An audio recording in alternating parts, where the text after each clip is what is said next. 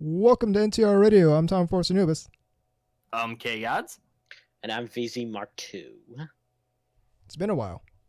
Yep. And this one is both my fault, and I have nothing else to say about that. No, I'm kidding. Actually, what's going on is I'm heading to A-Con later, basically this week. And rather than do an episode last week, and then our normal schedule would kind of conflict with that because I'd be at the con the week we would be doing the next episode. And so repurposing it so when I come back and we can do the wrap up of it after I come back. And then it will just flow like normal and we won't have to worry about moving it around anymore. Right, exactly. All right. So how is everybody? Okay. I am not fine. My nose is stuffy. I am being attacked by allergies. And I'm pretty sure I'm going to end up having to see a neurologist for some other problems. That's fun. Well, stuff happened to me this week too. But Shit happens. I'm not going to go into more detail than that, but yeah. Yeah. Life. So The first and anime. foremost, I actually do have a statement to make. Yeah. Uh-oh. This is actually pretty hilarious. So I've in the past had some unfounded criticisms about the anime called Recently My Sister is Unusual, whatever the Japanese is. Oh, Emocho. Emocho, yes. So Right. Oh, I know where this is going. So my girlfriend and your girlfriend, K-Guys, have been hounding me for a couple of months about how I gave the show I didn't give the show a fair shake. How I gave the show a raw deal. So I say, God damn it. Both of you harpies have been on me about this. Oh, come on. So I watched all of it. And so I'm like 5 episodes in. It's pretty good, actually. I'm enjoying it. I know why you're watching it. I know why. Yeah, I'm watching it because 2 women decided they're gonna hound me about watching it for like 3 months. That's why I'm watching it. But there's also another reason. The chastity belt, right? No, actually, I actually don't have a thing for chastity belts really at all. Or the she has to go bathroom really bad. Well, no. Listen, I told you the reason I'm watching it. Okay. Because what? It's been like Well, how many years? It's already been basically established he's on board with the P. Yeah, that's established. That said, it's been years since it already came out. I had plenty of chances to watch it. Didn't, because I had no desire to. When did that come out? It was like 2014 or something? 2015? Yeah, it's been half a decade or something since it came out. Yeah. So yeah, I watched 5 episodes and it's pretty good. All right. Okay, I got a couple things to point out. Sure. Unless Anubis has more. I don't. Okay. I caught up on Shield Hero, and I've been enjoying it fair and all that. One thing I did watch and I was a little disappointed with, though, was Gundam Narrative. The movie. Okay. Oh, you watched it now? Yeah, especially coming off something as good as Unicorn. Oh, so you felt it wasn't as strong as... No, not at all. There was a number of things I had problems with it. Which is weird because normally UC stuff doesn't, end up bothering me. It's not the strongest No. UC stuff, but I liked it. There were a couple of dead parts that were like just... Yeah, and the biggest problem was the characters didn't really do much for me. I mean, they really didn't. They didn't have much personality to me. My problem was it was like cutting back and forth, but I didn't realize that what I thought was a little boy was actually one of the girls. I was like, the one that kind of looked like they were like Chinese or whatever. Yeah. Okay, yeah. At first, I think that threw me off too, but I was like, oh wait, yeah, that's okay. Never mind. But I didn't think they had very much in the way of personality. I mean, I'm not going to get into any spoilers or anything, but also really Neo Xenog 2. That's it's not even them. It's the sleeves. It's the remnants of Neo Zeon. No, but I'm talking about Neo Xenog 2, the mobile suit. Oh, the suit. Okay, yeah, never mind. I misheard you. Yeah, it's like, I don't know. They could have come up with something a little different first, and the underutilized was the narrative Gundam itself. Mm-hmm. Because it wasn't even the main thing in the thing. It was the Phoenix. Phoenix, yeah. Yeah. Which I'll admit was cool. It's got a nice golden color and it zips around like a fucking gnat. Yeah. I'm gonna rewatch Unicorn sometime, so I have it on my thing now. So right. Again, it's not terrible and it's worth seeing if you're a fan, but I mean, it's one of those things I don't see myself coming back to very often unless I'm marathoning the whole thing. Right. Like if I'm just doing a UC marathon or something. Non-anime related, I was watching some regular, live action comedies. Some of which, the Naked Gun trilogy. I don't know if either one of you have ever seen those. I've seen bits of them. Yeah, Leslie Nielsen. It's really slapstick, silly shit. And in that same... What was the one with Nicole Smith? That was the third one? Yeah, that was the third one, which was called 33 and a Third. Right. Yeah. It's also got Fred Ward in it, too, and all that shit. And O.J. Simpson. Yeah, well, he's in all of them. Yeah, this is pre-jail for those kids out there and, all that good stuff. Anyway. So we do have a question from the chat just now. Uh-oh. Hopefully it's not about O.J. Simpson. No, it's not about O.J. Someone wants to know what we all think of Aramanga Tensei. I enjoyed it. Yeah, I thought it was excellent.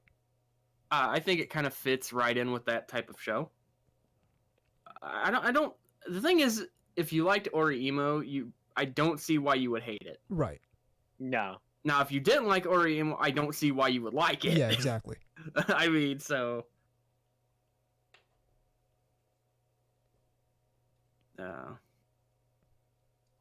Anyway. Wait, what? What is this? Okay. Yeah, okay, anyway. Whatever that's about. Peace. Okay, that was peculiar. Anyway. Yeah. So, to continue on. No, it's a fine show. I mean, it depends on if you like that kind of show or not. I mean, obviously, if you don't, this isn't going to change your mind on it. Well, yeah. In any way. If you already know you don't like Little Sister anime, you're not gonna or suddenly change your mind isn't gonna convince you. It was well produced, though. Oh, it was excellently produced. Right. So, which we might bring that one up again a little later, actually. Yeah. Oh yeah. Foreshadowing. To continue what I was saying earlier, I also watched Dodgeball again, which is always good. Always fun to watch that. Simply for the fact that who doesn't like watching people get hit in the face with dodgeballs? I couldn't be the only one who liked playing that as a kid. No. Not a fan of Dodgeball. Mm-hmm.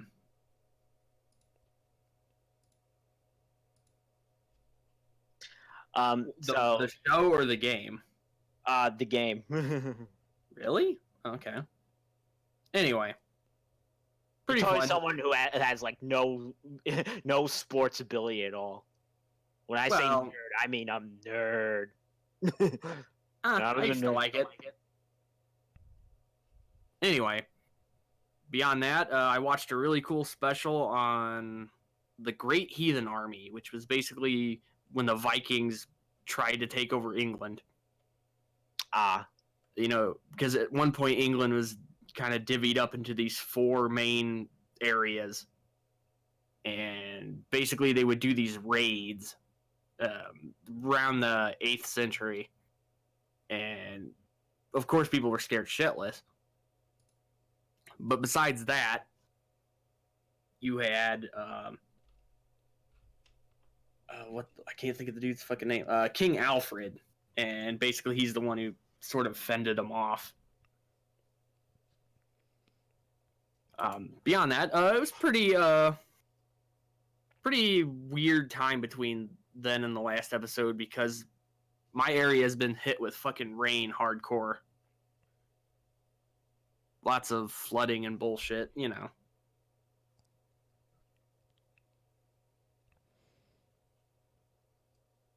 All right, so who else has watched anime? Me. VZ, what do you got? Okay, so this season's finishing up, and it's again nothing really special per se. I am enjoying Senko-san. Got one more episode at Mirror Tights is great. People that like feet are gonna love that, especially the episode 7 with the sensei. What else? What was the other thing? I got 5 more episodes left of Victory Gundam. In the home stretch. So you're kind of closing up on that. Right. And then after that, when I'm done with that, I was going to watch First Gundam, and I will, but I actually want to rewatch Evangelion, given the nature of, like, everyone's talking about that now. Like, I can't believe you've only watched the movies. For shame, VZ. Oh, the Gundam, yeah. No, well, I've seen a little bit of the TV series, but not enough to fully, so I want to start from the beginning on that, too. I mean, here's the thing. If you're going to watch the compilation movies of any Gundam work, the First Gundam is the one to do that with. Yeah, it's the most complete of a compilation. Right. And the way First Gundam works as a story, it's more conducive to compilation movies than something like Zeta. Yeah, it's one of the few compilations that actually is well done. Because for some reason, when they did other ones like Seed or Zeta and whatnot, No, the Zeta ones are... I mean, I haven't watched all the Zeta, but I just know that they're terrible. They just rub me the wrong way, especially the ending. I'm not going to explain why, but... I already know why. Yeah, anybody who's seen it knows why, and knows why I have a problem with it. I'll just say this. They set it up to where it kind of retcons Double Zeta. And it kind of just jumps straight from that to Char's counterattack. Well, so there's that, and I'm not a fan of that. There's also the fact that just the way the story is executed is a lot... It's almost a different paradigm going from First Gundam to Zeta Gundam. Because in Zeta Gundam, something happens in every episode. Something significant happens in every single episode. Whereas First Gundam still kind of carries over that monster of the week formula, that enemy of the week formula that you used to seeing in Super Robot anime. Yeah, that's true. So, like, did we really need the Zacariello fight? Yeah, I mean, yeah, by the time Zeta rolls around, they had largely shed that kind of thing away. Yeah.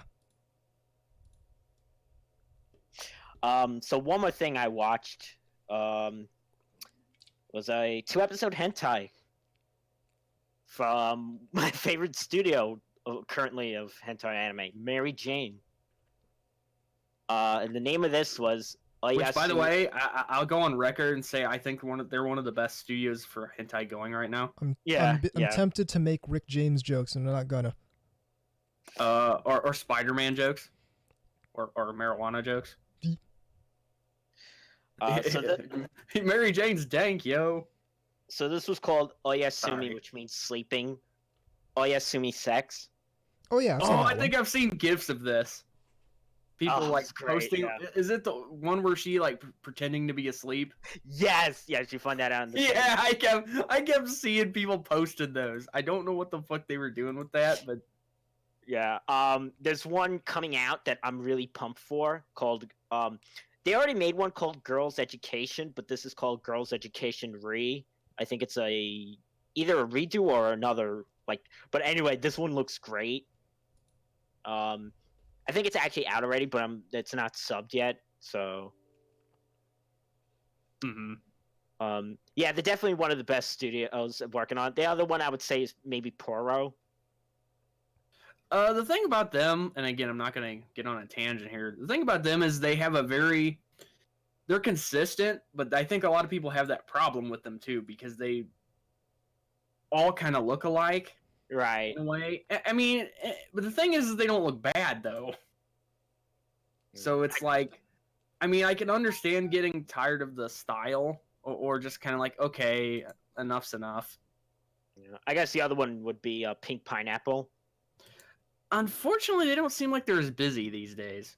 Oh, they're not making that much anymore? It doesn't seem like it. I don't see their logo too much anymore. Now I see stuff like you said, like Mary Jane and Queen Bee, and the less said about them, the better. But then there was stuff like Pixie Soft and whatnot, which seemed to, I think, kind of slow down too. They did all those really sort of like prison battleship type stuff, right? Who's the one that did the Aerogay H? Oh yeah. That was I don't remember what studio that was, but I know who did the designs for it because I met her. I'm not joking. I actually have her. She signed my my Aragay, the actual game. Collaboration Works is the studio. Collaboration Works. Okay, that makes sense. Yeah. Right. Oh, okay. Yeah, I actually had her sign it and all that, and she was really cool. I think I already mentioned all this before during that episode, but for people who haven't heard that episode, I met her. Her name is Shigeo Hamashima, I believe. Women can't work on this stuff because it's all sexist and yeah. She was like dressed in a business suit and stuff. It was she was like really very classy looking. No, it's just funny. They always think it's like a men's only thing. Oh God, I mean, and like the women don't like. They draw some of the more fucked up stuff, actually. As far as I can tell. Maybe it's because people do it almost not anonymously, but sometimes people don't know because it's like a circle name or something like that. Well, some of the best Arrow stuff does come from women. Yeah, probably because they are better at like proportions and stuff. Yeah, let's just say or at least more. They're maybe not better at it, but they observe it more. A better understanding of personal anatomy, let's say. Yeah. Okay, yeah, that'll work. We'll go with that. Also, maybe not as like a hyper exaggeration of the female form that sometimes. Yeah, exactly. That's like if you're watching something like K-On! Or something like that, you can kind of tell. Right. That it's not really from a dude. Because like all the legs and everything look more like actual body parts move and stuff. Yes, I was paying that much attention.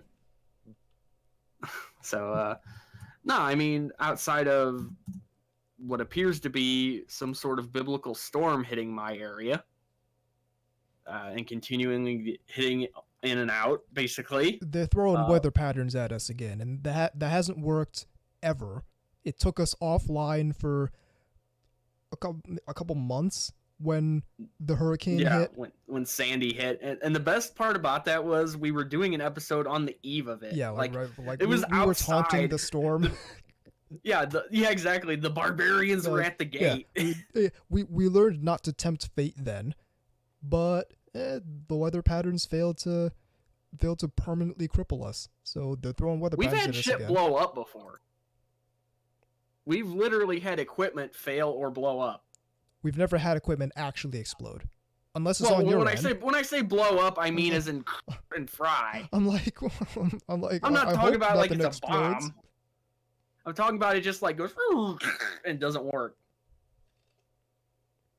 That's how Daft Punk ended up becoming robots.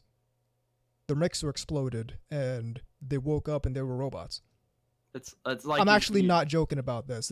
That's the story they tell. You slap on your headset, and all of a sudden it's like, hey, it doesn't work.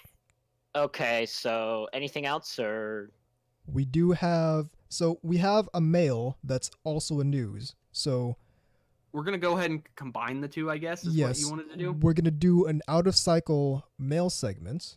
So we got mail. You got mail. This one's coming in from Cube the Third, and the subject line is "Let's News." Let's News. Working to restore power. Hello, NTR. Thought I'd submit this news article to y'all. It's a year old, but I'm just now discovering it after getting back into the Kodi/XBMC, and it relates to Crunchyroll's poor interface. While they have improved, there's still a lot more to go. Here's the article. This is coming from torrentfreak.com. Title is Crunchyroll add-on for Kodi hit by fatal copyright complaint. And for those who don't know, Kodi, spelled Kodi, it's an HTPC home theater PC app that people can load up onto their PCs and be able to use your computer as a media center.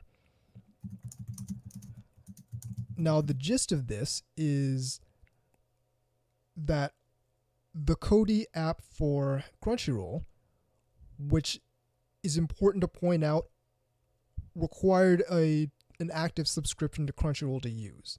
It was made by fans, so it's unofficial, but it did require an active subscription to use. It was hit by a copyright complaint by Crunchyroll. Of course it was. For allegedly use of some of their code. And the people who made the app decided to take it down. Because it just wasn't worth the hassle to get attacked by Crunchyroll and whatnot. Now, the reason this caused problems is because the app for Kodi actually worked really well, especially compared to Crunchyroll's website. So that actually led to quite a backlash in the Crunchyroll forums. Uh-oh, do we have a domestic dispute?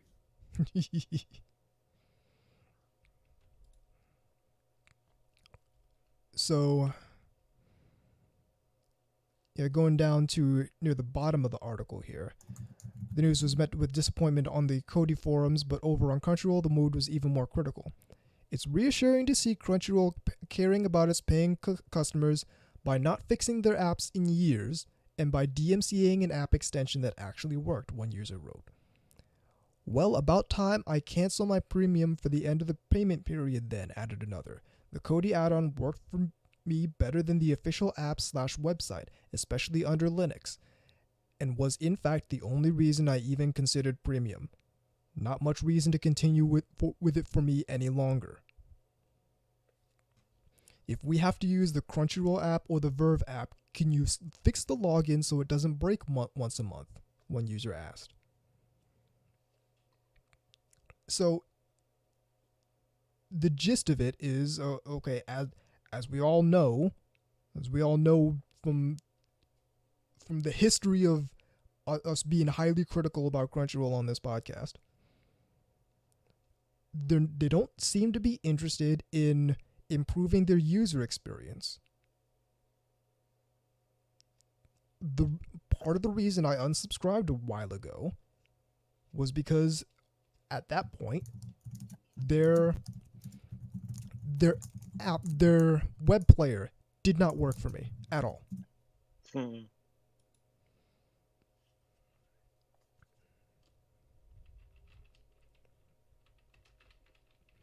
So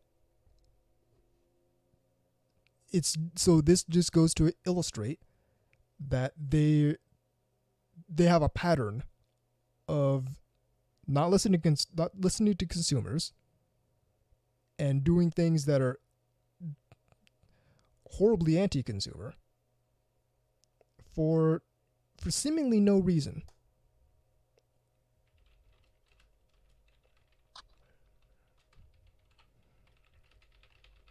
Mm.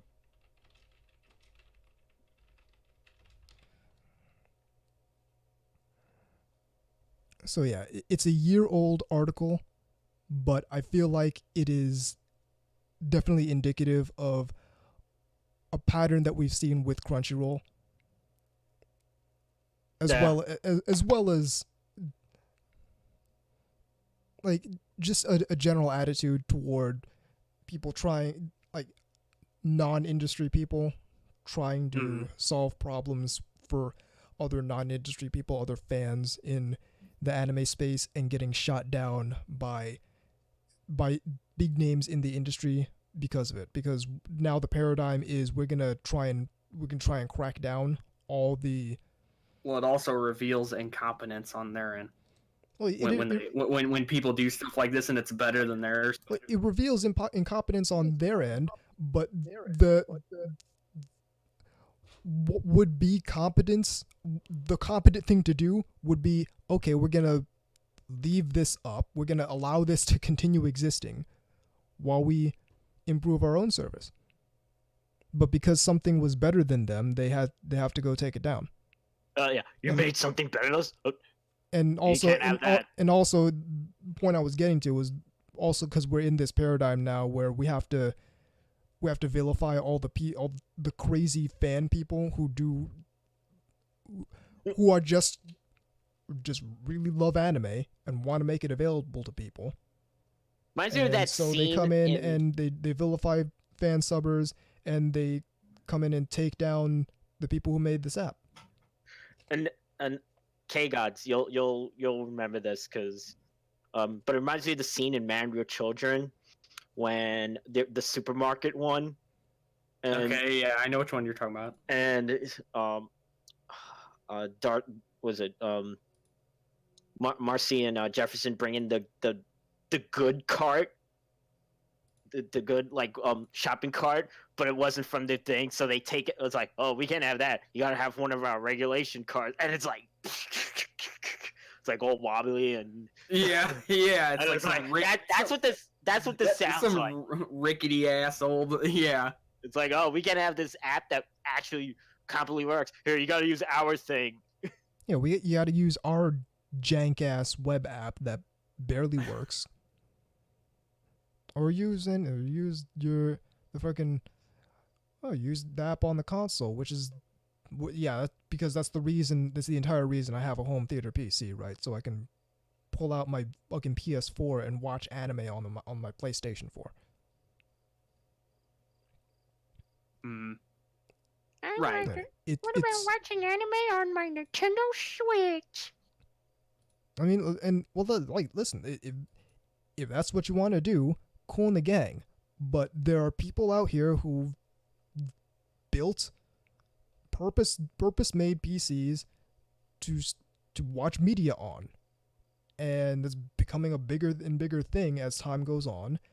And you have this wonderful program that you can use to collate together all your media and have a nice interface.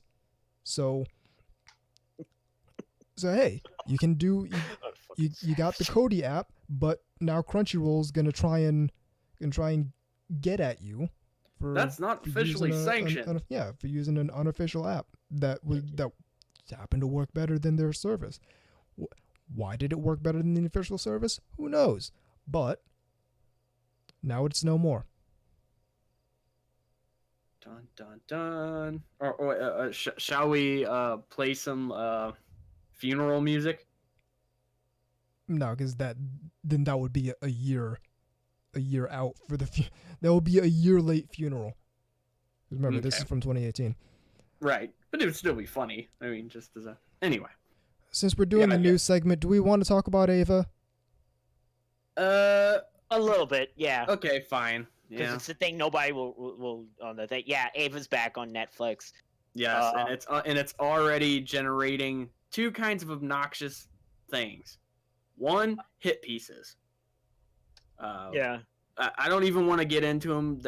If you want to look at them, go ahead. They're utterly stupid, and most of them are clickbait. Yeah, but what was it?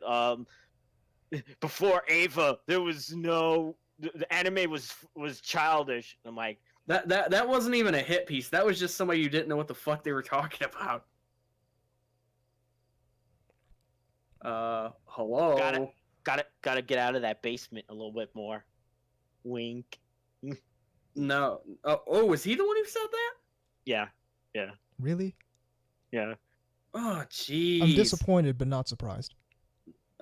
How can somebody be always that wrong? Like you would think if you were just Well, okay, pulling so stuff out of your ass, you would still be more. okay, on here's how someone medication. can be that consistently wrong. Because for a couple decades now, we've enshrined a bunch of people and we've enshrined a bunch of people and a bunch of mindsets surrounding anime that it's like, oh, okay. This person seems to have some really significant cultural incompatibilities with the way anime is and the way anime has been for the past several decades. Let's not... Hey, what would happen if we gave these people tastemaker status? That can't possibly lead to a whole bunch of highly negative outcomes down the line. Like a subculture that's almost entirely balkanized and exists as small little fiefdoms that are all That's a wonderful word to use for that. That are all mutually hostile with all the other fiefdoms in the subculture. They can't possibly lead to stuff like that, can it? It can't possibly lead to an enshrinement of a nerd hierarchy that eventually rolling down the hill on that leads to people getting harassed, like really grievously harassed over their taste in cartoons. They can't possibly lead to that, can it? Enshrining a bunch of people who have deep-seated cultural incompatibilities can't possibly lead to a whole bunch of bad outcomes if repeated, can it? So let's not only never address the fact that some people just can't hang, some people just don't understand the subculture, and some people just don't have any desire to seek first to understand before seeking to be understood in the anime subculture. Let's never address that. And now, oops, now the whole subculture's fucked up. Scadios. But okay, we're not even gonna acknowledge that the whole subculture's fucked up. We're just gonna pretend that this is a new paradigm and tell people to deal with it. We should get to the other point that is kind of making the rounds. Yes. They took away the outro song, which is "Fly Me to the Moon." Yep. There's a different version at the end of every episode. That was kind of the whole shtick with it. Sometimes they would have like slower ones. Sometimes they'd be faster. Sometimes they'd be with different vocals or instrumental. There was just Megumi Hibashihara singing it. Well, yeah, there was just a fuck ton of them. There was like over 50 of them, wasn't there? Like overall, just including the soundtracks or something. Like it's ridiculous. I think there were at least 5 very distinct versions. Didn't the US DVD of was only used the one or something? I don't remember. No, I think the US DVD had multiple versions. Yeah, I was gonna say I know the VHS did. Anyway, they took out that, and that's getting some backlash because it does have sort of outside of just being a pleasant ending song, it does really fit, and it kind of it feels like a natural extension of the show. So when you remove it, it's like, hey, it feels like there's something missing or wrong. A lot of people are saying it's not a big deal, and a lot of people are wrong. Yeah, but those people are wrong. Well, I can't stand this stupid ass argument that it's I don't care about having Fly Me to the Moon. I skip the outro every episode. Yeah, that's cool in the gang. Don't take out the fucking song. Or realistically, because this is coming from the IRC, it's not that they took it out. It's more that they didn't want to pay old Frank the licensing fees, which is even worse because they didn't even have an artistic reason. They were just straight up cheap. That's probably true. That's probably definitely an element of it. Because if ADV was able to get it, because to be fair, that was when Ava was completely undervalued here. But that's not the point. That's not even the song license is totally different from the actual show. I do agree that but it should be a part of it. It's like you get that, you get the whole thing. That's not how it works though. Oh, I know. No, like they have a notoriously complicated copyright system with music over there. And so here's the dealio. Remember back in, I don't even remember when this was, but this was quite a few episodes ago. Remember when Girls in Panzer removed that Russian tune? Yeah, and that's a different issue than what I'm I'm just saying stuff like that happens. Or when Zeta Gundam removed the opening songs because Homeboy over there didn't want to. Yeah, I know. There was also the show that but I don't know if the US one kept it. I think they changed it also. There was this terrible Gonzo produced show called Speed Grapher. I remember. Yeah, I remember they show that like on Showtime or something. Yes. Okay, yeah, because I know it was IFC because I know I saw parts of it at late night showings or something. Anyway, the intro was the song "Girls on Film." Oh yeah, okay. Oh, from Duran Duran. Yes. Okay, yeah.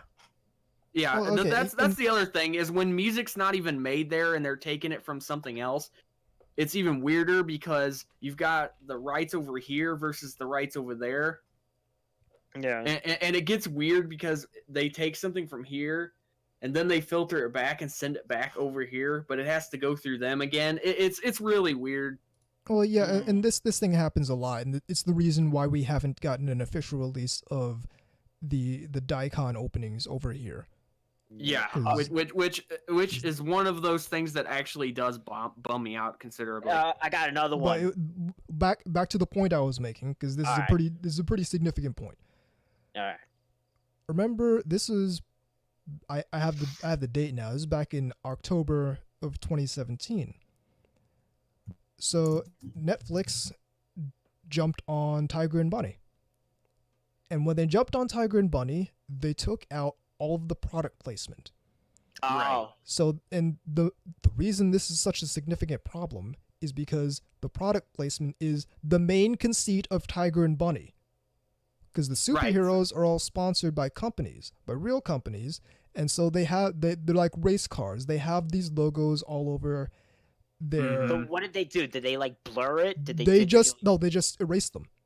Like it's like you took a big pink eraser and just erased the SoftBank logo off of Katetsu's chest in his powered armor suit. Right. Whereas like another example is when we got Code Geass originally, when they took away the Pizza Hut emblem. Certainly, but again, that's different from the point I'm making. The point I'm making is there's a lot of people who are singing the praises of Netflix because they were jumping in on the anime game and they're funding anime and Devilman Crybaby and whatnot and all that stuff that people were giving Netflix big praise for, but Netflix doesn't actually care about anime. Not really. They just see it as another thing they're investing in. It's another thing they're investing in. It's hey, Evangelion, this thing is starting to make some money. Well, hey, it's not even this thing starting to make some money. It's hey, Evangelion, one of the biggest properties in the anime space, is up for grabs. Well, fucking grab it because we're Netflix. We have a lot of money to play with, and nobody in the dedicated anime space seems to be jumping on this. Listen, if you're Fukunaga formerly in charge of Funimation, and you get salty because Netflix jumped on the Ava license before you did when you had the chance to, and now everyone's complaining because Netflix is out here fucking up Evangelion. Who had the chance to stop that? Well, not only that, but really anybody probably should have jumped on it, just simply because you'd have made your money back. Well, anybody should have jumped on it, but here's the thing. Do we know... Okay, so I'm gonna make some educated speculations. The rights holders, the Japanese rights holders for the Evangelion TV series know what they have. This is a show that changed anime. It's one of the most famous, well-known anime of all time. It's one of the most well-remembered anime of all time. It's one of the biggest anime of all time. They know what they have. They're certainly not gonna give it to Sentai for reasons that are obvious to anybody who knows the history of it. Well, here's the thing. It's not even, hey, we're not gonna give it to X, Y, or Z. It's they're not gonna get weighted out on that and lower the price.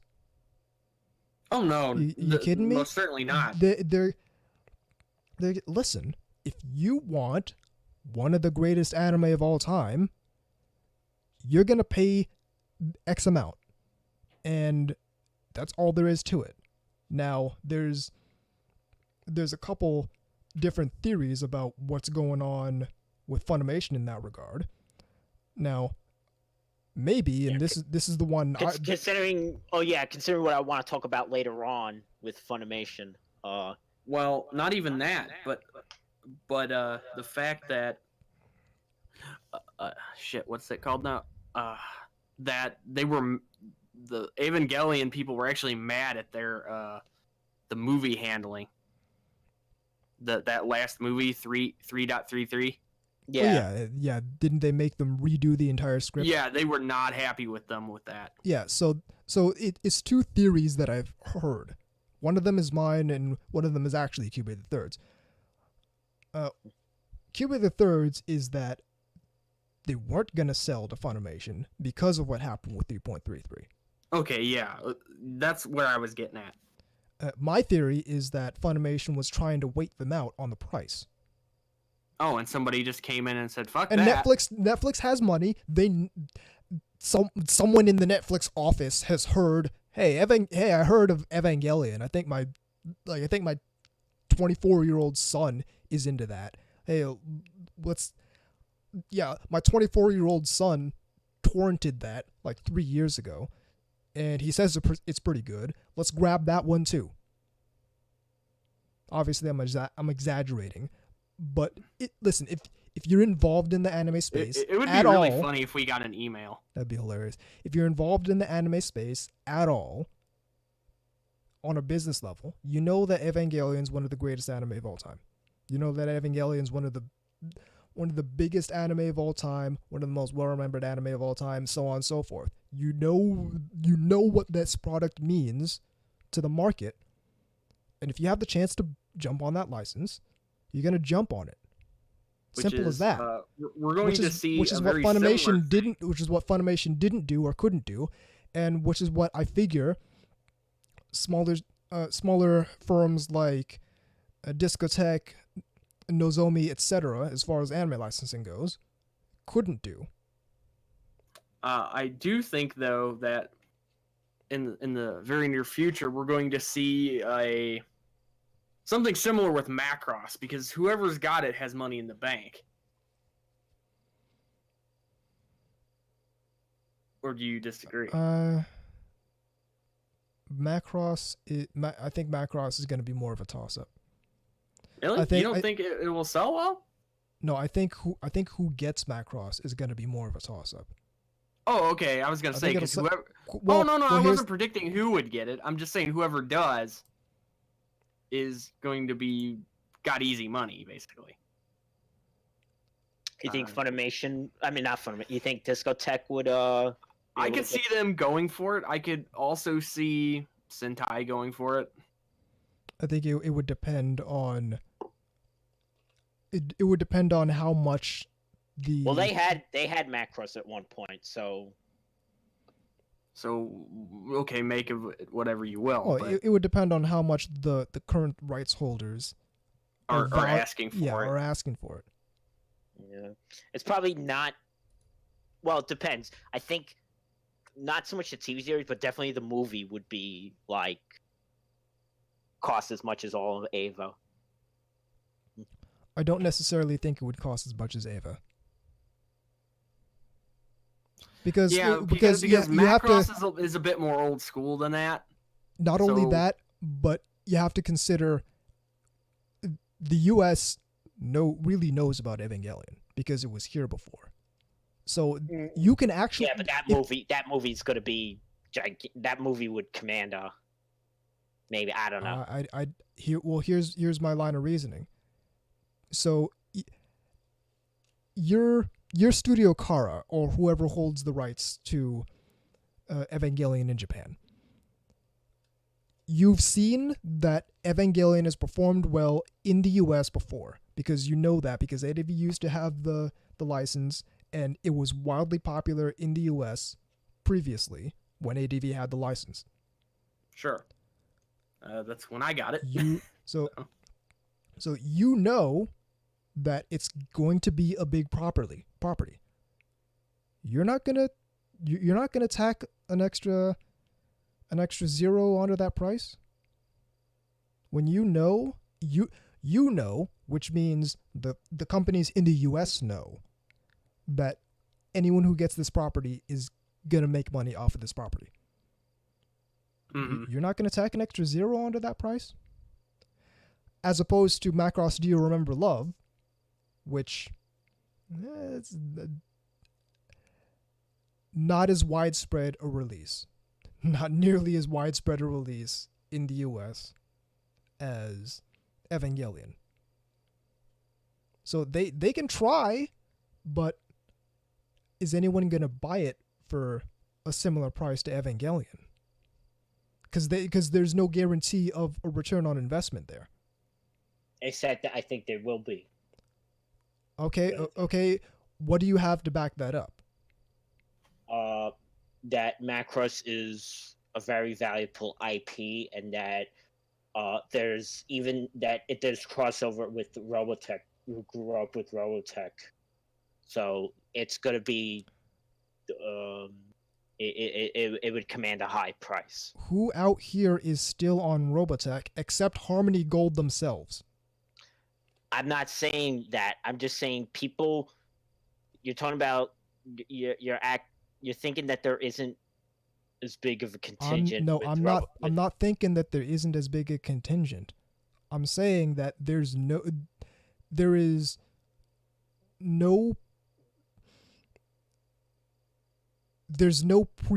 precedent for there being a large following from Macross. Here's the real. There's no precedent for there being a large number of people who are going to buy Macross over in the US.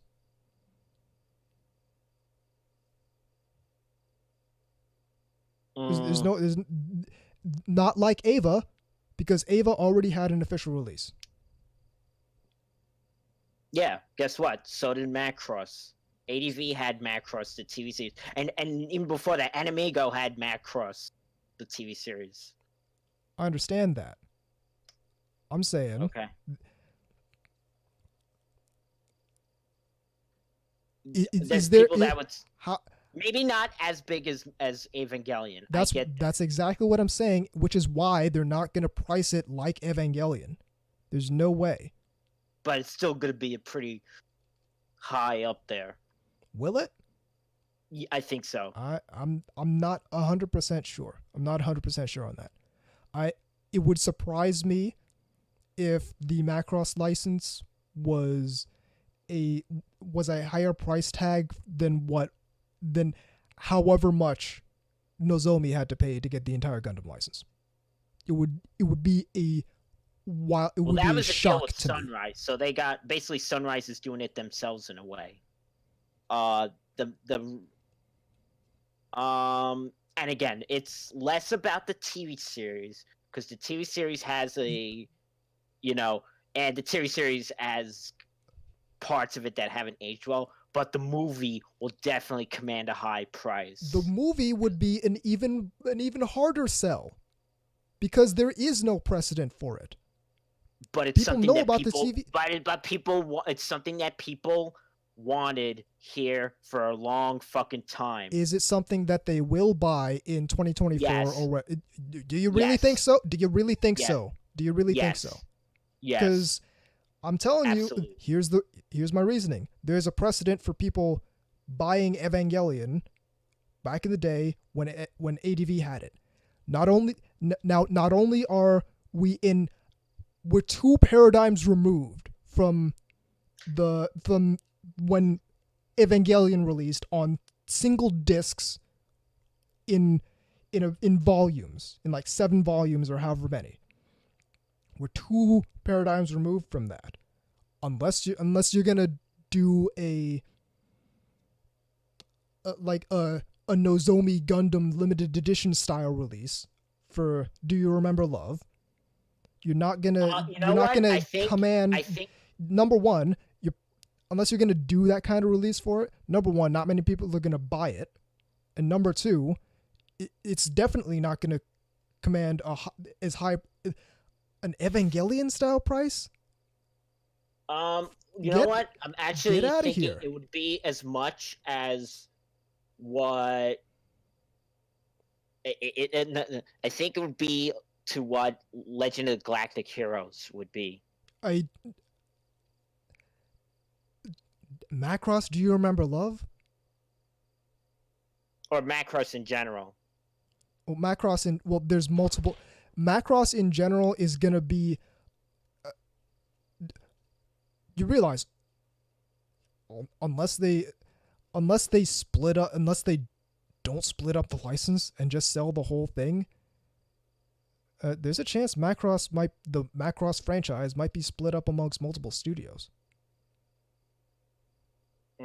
Yeah, so that's why it's going to command a high price. No, it's not. That's. I don't think you're thinking this through correctly, VZ. There's no even. Okay, let's stick with Do You Remember Love because that's one property.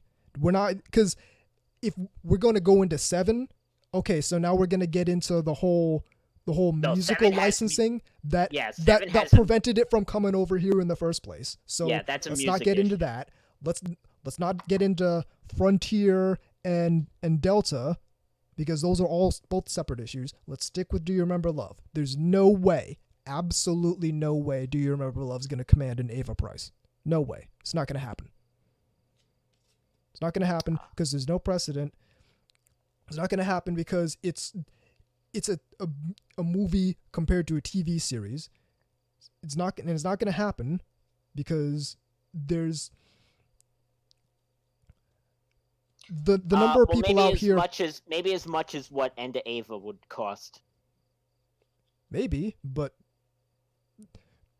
that you know what? No, not even as much as Enda Ava would cost by itself. But again, there's a precedent for that. You do realize that Macross that Do You Remember Love did have a U.S. release in a long time ago, right? Yeah, a long time ago. Yeah. So at that point, we're 3 paradigms removed from its last release. So you might as well be guessing. You might as well throw a dart at a dartboard as to whether to buy that license or not, because there's such a tenuous idea of whether or not you're gonna get a return on your investment for that. We know that Evangelion is gonna be big, regardless of who has it. Anyone with the money, swoop in and get Ava. Pay the money, because you're gonna make your money back. Now, if it's Do You Remember Love, maybe wait for them to lower the price. Maybe negotiate them down. Talk them down. Because unless you're doing Nozomi, Mobile Suit Gundam, like Wing or whatever style of limited edition release or special edition release, I don't think a whole lot of people. I don't think a whole lot of people are gonna get down on the Do You Remember Love release.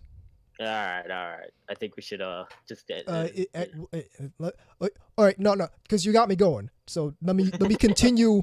Let me continue nailing in my point about how I'm right. Here's coming from the IRC. The problem is getting the company to sell Macross itself. Macross is really niche. The biggest problem with Macross going forward would honestly be Harmony Gold itself. They're pretty much set on holding onto the license until the agreement expires by 2022, 2023. So that's part of the problem. Yeah, we know that. The company, but the company that holds the license hasn't done anything with the license in a couple decades now. Yeah, so, they're basically doing the I'm gonna buy the electric car and then sit on it. Yeah, so Macross hasn't been in the public consciousness for quite a while because they're not doing anything with that license. The only people still on board with Macross are the people who are really on board with Macross. Everyone else, it's questionable whether they even know about it.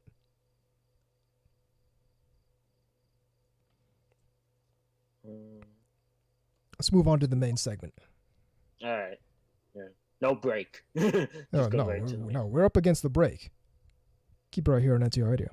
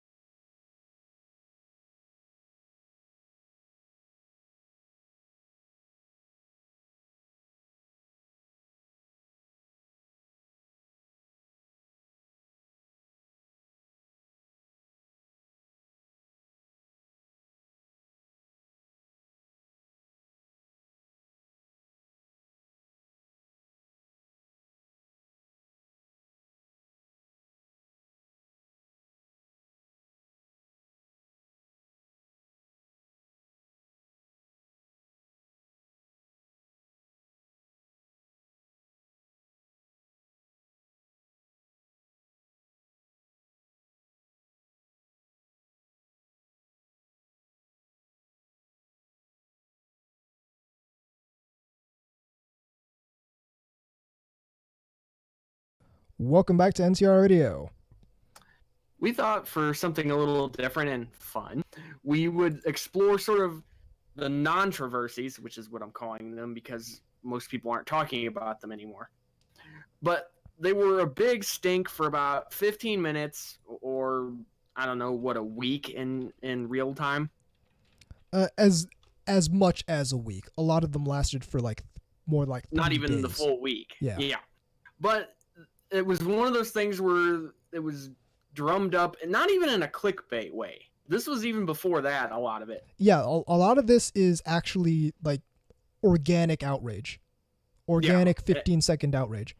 Yeah, and I have a feeling some of you are going to go, oh yeah, I remember that. What the hell? That was stupid. You know what's crazy? And I was actually talking to the Geeky Panda about this over dinner a couple days ago. The clickbait in the anime world, like in the Western anime world, is new to us. Yeah. Think about that.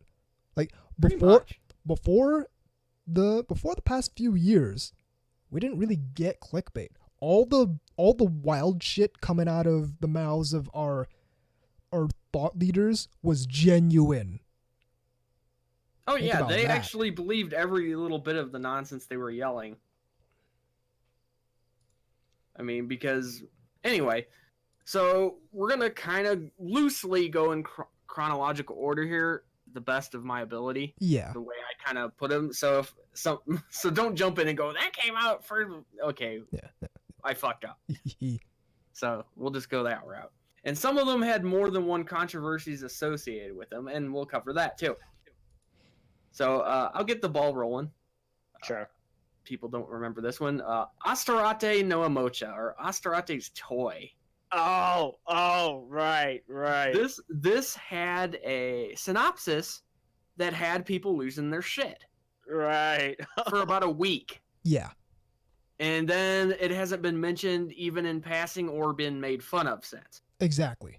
It just hasn't been mentioned, period. In fact, us talking about it now is probably the most attention it's got. Yeah, NTR Radio in 2019 is probably the most attention it's got since like 2013. And I'm going to say that probably about a lot of these. So, should we go into what was the big deal? So the big deal or is that necessary? It's a lolly show. The big deal is a very blunt, a very blatant one. Yeah, so the big deal is that it's a lolly succubus, and she needs to learn how to do. It made references to sucking sperm. Yeah, she needs to learn how to do succubus things because that's what succubi do, and she doesn't wanna, and that's basically the whole premise of the thing. That's the whole bit, yeah. And obviously also, and the guy was like her, her father. Or something like that. Yeah, the dude ended up being her father. Yeah. And yeah, exactly, because the mom was like the big succubus that came to him while he was younger, and yeah. I'm surprised they didn't get more mad about that. So everyone got, well, they probably didn't watch it that far. They didn't watch it that far. They did the good thing and just quit after the first episode. Yeah.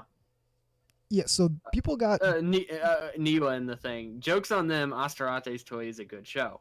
I actually still need to finish it. I was enjoying watching it. It wasn't bad.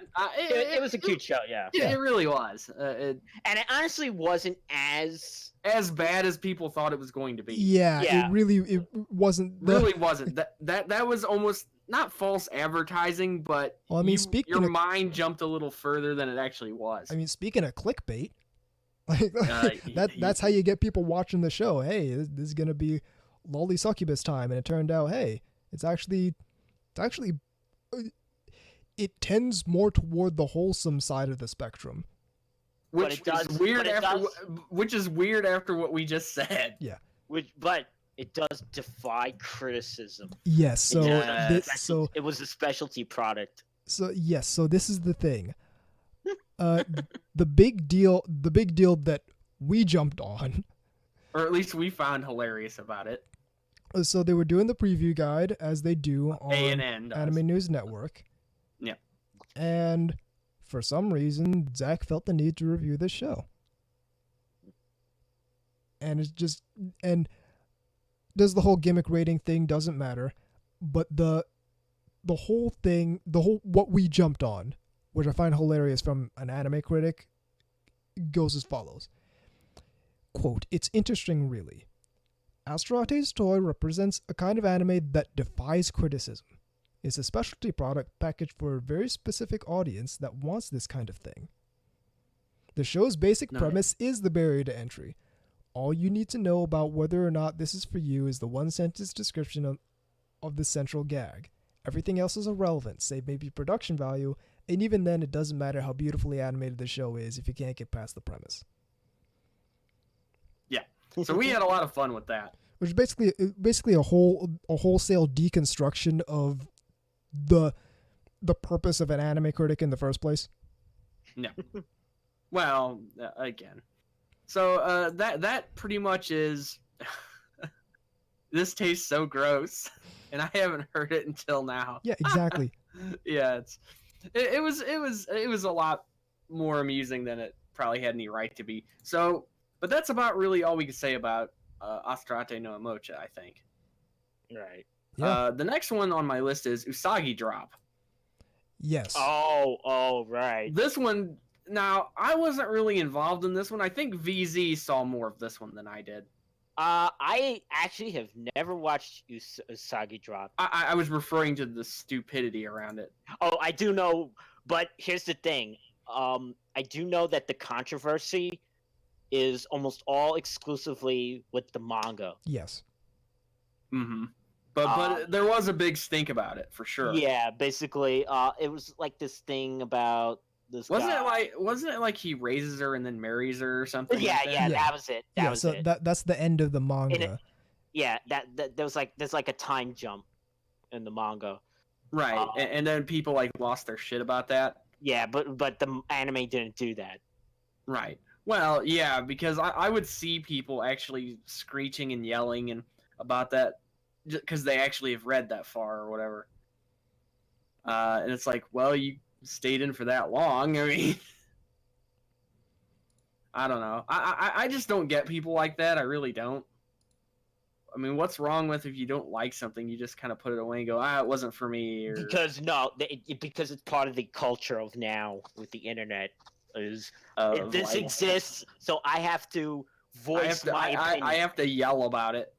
Yeah, this exists because it might offend other people and it might hurt other people. That's all that's all predicated on, is the potential for other people to get offended and other people to, that this could hurt somebody. Yeah, all that ink and paper. Anyway. But there was that, and again, nobody's talking about this now, obviously. No, I haven't heard a single thing about Usagi Drop in years. No. The next one, though, that I've got on this list is there's a lot to say about it. We're gonna just kind of zero in on a couple parts of it because it's managed to come back a couple times in terms of bothering people, and that's Sword Art Online. Oh, people still, yeah. People are still flipping out about that one. Yeah. And there's various different reasons. There's the whole, 2 years, built up clopping noise shit. Yeah, the who's the one with the large breasts? That's the cousin. Did that happen? I don't know. I've actually not watched this show. I'd People actually have to look that up because I don't really watch Sword Art Online. Yeah, but I do know there's a lot of people yelling about. Yeah, people have been complaining about Sword Art Online for quite a while, and you'd wonder if the show's gotten what, like, at least three separate anime series. So number one, it's doing all right. Yeah. But number two, it's got a huge fan base. All these people hating Sword Art Online are somehow still following it.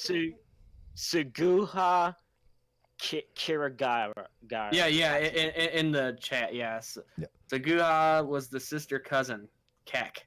Guap gang, where you at? Yeah, so it's like, so yeah, somehow I don't know why all these people who hate Sword Art Online are still following it in its third or so season. I'll tell you the cringiest thing about it that I saw personally, in terms of hating it. I was actually at an Oniplex panel at AX, and the dude next to me was booing it and acting stupid. Oh God. Jesus. And I was like scooting away from him, like, I don't know this fucking idiot. You know what I mean? It's like, dude, if you don't like something, don't act like that. It's not like back in the day where you threw tomatoes at bands you don't like. Come on, man. But okay, it's not just me that would be uncomfortable by somebody next to you doing that, I guess. No, It's immature as fuck. Yeah, you get embarrassed for them. Yeah, exactly. It's like, actually, I just wanted to get the fuck away from him. Okay. So what's the next one? Okay, this one is more in my field, but you'll all remember it. Valve Rave the Liberator. Oh, right. Vampire rape. Yeah, and it was rape. It was. I mean, that's not really an argument, but that's not what was fucked up about it. What was fucked up is you had people like trying to dox other people because they weren't mad about it and shit like that. Okay, that's just beyond fucked up. Oh, this is the anime I got called a rape apologist over. It was. I remember that, and I was like, because he wasn't mad about it. Because I wasn't as mad about it as everyone else was. Which this is about the time this stuff really started to penetrate into the community as a whole, I would say. I mean, where it was real visible. Well, because it that was kind of shit wasn't amongst certain people. That kind of shit wasn't normal before that. To be doing that to people over shows like that. Yeah. That it just wasn't. Again, nobody's talking about that part or even that show. Yeah, I haven't heard Valve Rave mentioned in years. The only people I know talking about Valve Rave now are people who liked Valve Rave. Which was actually not a whole lot. I personally thought it was okay. I enjoyed it. At least at the time.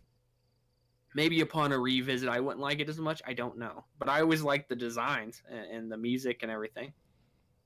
But again, it's exactly what I mean by a non-controversy, because like there was people on all their blogs, and there was people on their blogs, you know, which even saying that out loud sounds incredibly lame. Like just screeching about this whole scenario. And then it just like disappeared like a fart. It's gone. Yeah. Wasn't that also the one for? Yeah. Oh. Well, I don't know if I should say, but Cross Ange. I'm listening. That was. Oh yeah. That was the one with the girl was like a slave in the beginning or something. No. That's another one. That's actually later. All right. But what was the one? Cross Ange. That's on the list. Yeah. We'll get there, and pretty soon. I've got one. Because this is one I remember quite vividly. Do you guys remember the Moe Dictators book? Yes. Yeah. Yeah. I actually want one of those. Yeah, if I ever find that in the wild, I'm buying it. If I see it, I'm getting it. Like if like Asylum Anime or somebody has it, it will be mine. Oh yes, it will be mine. It's just silly. It's just like yeah, it's ridiculous. Like people got absurdly offended by it. People it's like got really mad, and I don't understand why. It's like it's not like it was promoting them. Like what they did was a good thing. It had the history of them, so you're learning. Yeah, exactly. It wasn't like it was like, oh, we're making fun that they killed a bunch of people. Even No, Tojo, you idiot. so it's equal opportunity. Yeah. By the way, Pol Pot was hot. Somehow I have a feeling that would be a bad title for this episode. Pol Pot was hot. I was a big fan of Omar al-Bashir. We should point out we're talking about the drawings. We're talking about the Moe Dictators book. So for anyone who's tempted to take this out of context, we're talking about a book Well, There was Yeah. the Moe Well- anthropomorphized, dictators. Mao. Yeah, Looking where like a they loli. Mao was a loli, yeah, like sitting there with her hat, and Hitler looked like a tsundere with their fucking paint. Yeah. Stalin had like a pipe and that sort of Oh stuff. no, Kim Jong Il was an idol. Oh yeah, I forgot about that. Or like I said, Pol Pot's on her I can't talk. Throne of Skulls, which by the way, that's a real thing. Oh, yeah. Oh, I know. Yeah, that's actually not just like a piece of artwork. That has some historical relevance. Anyway, I actually thought it was a very creative piece of media. I mean, like, people are like, oh, well, what about people who lost their lives to these dictators and stuff? It's like, well, I doubt they're buying the book. yeah, exactly. Like,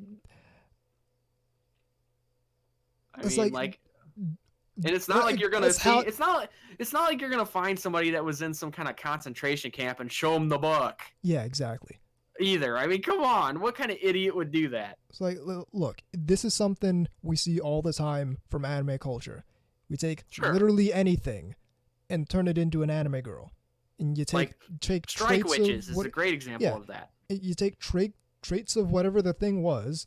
So like you got Robert Mugabe in the book, and it's a little lolly girl just throwing around money, just throwing around like bricks of Zimbabwean currency. Yeah, I know what picture you're talking about now. That's actually funny. Or you got the one, I can't remember what their name was.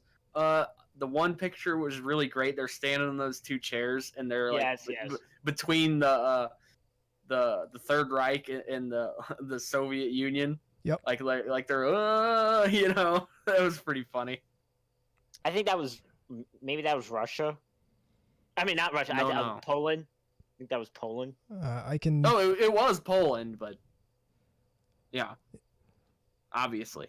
Anyway, but that's an interesting thing. It's not an actual show, but it was something ridiculous that happened. Yes.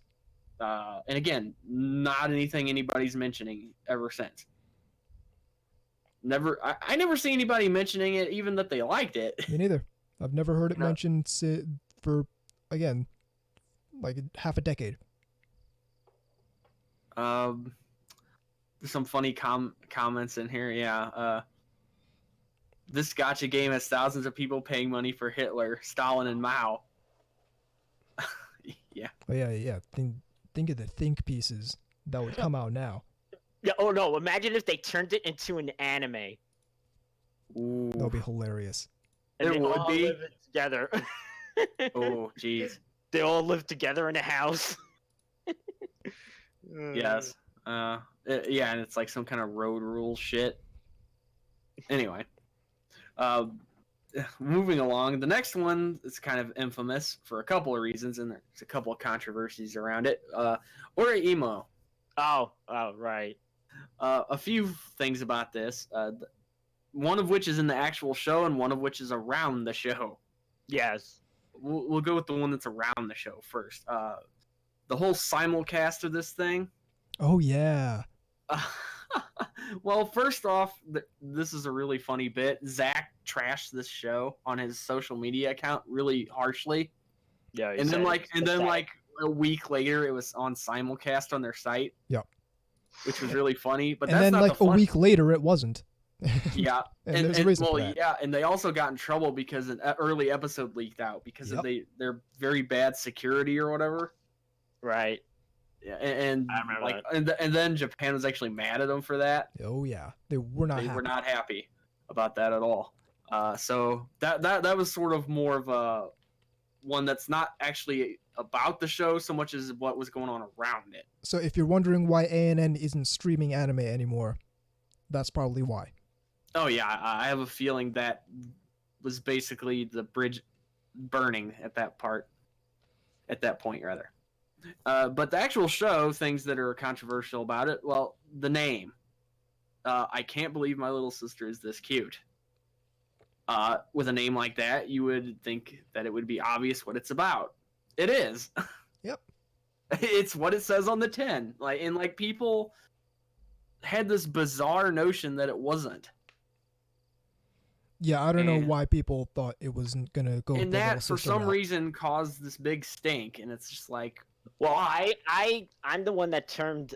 I came up with the term pulling an or emo. Yeah, except it didn't pull anything.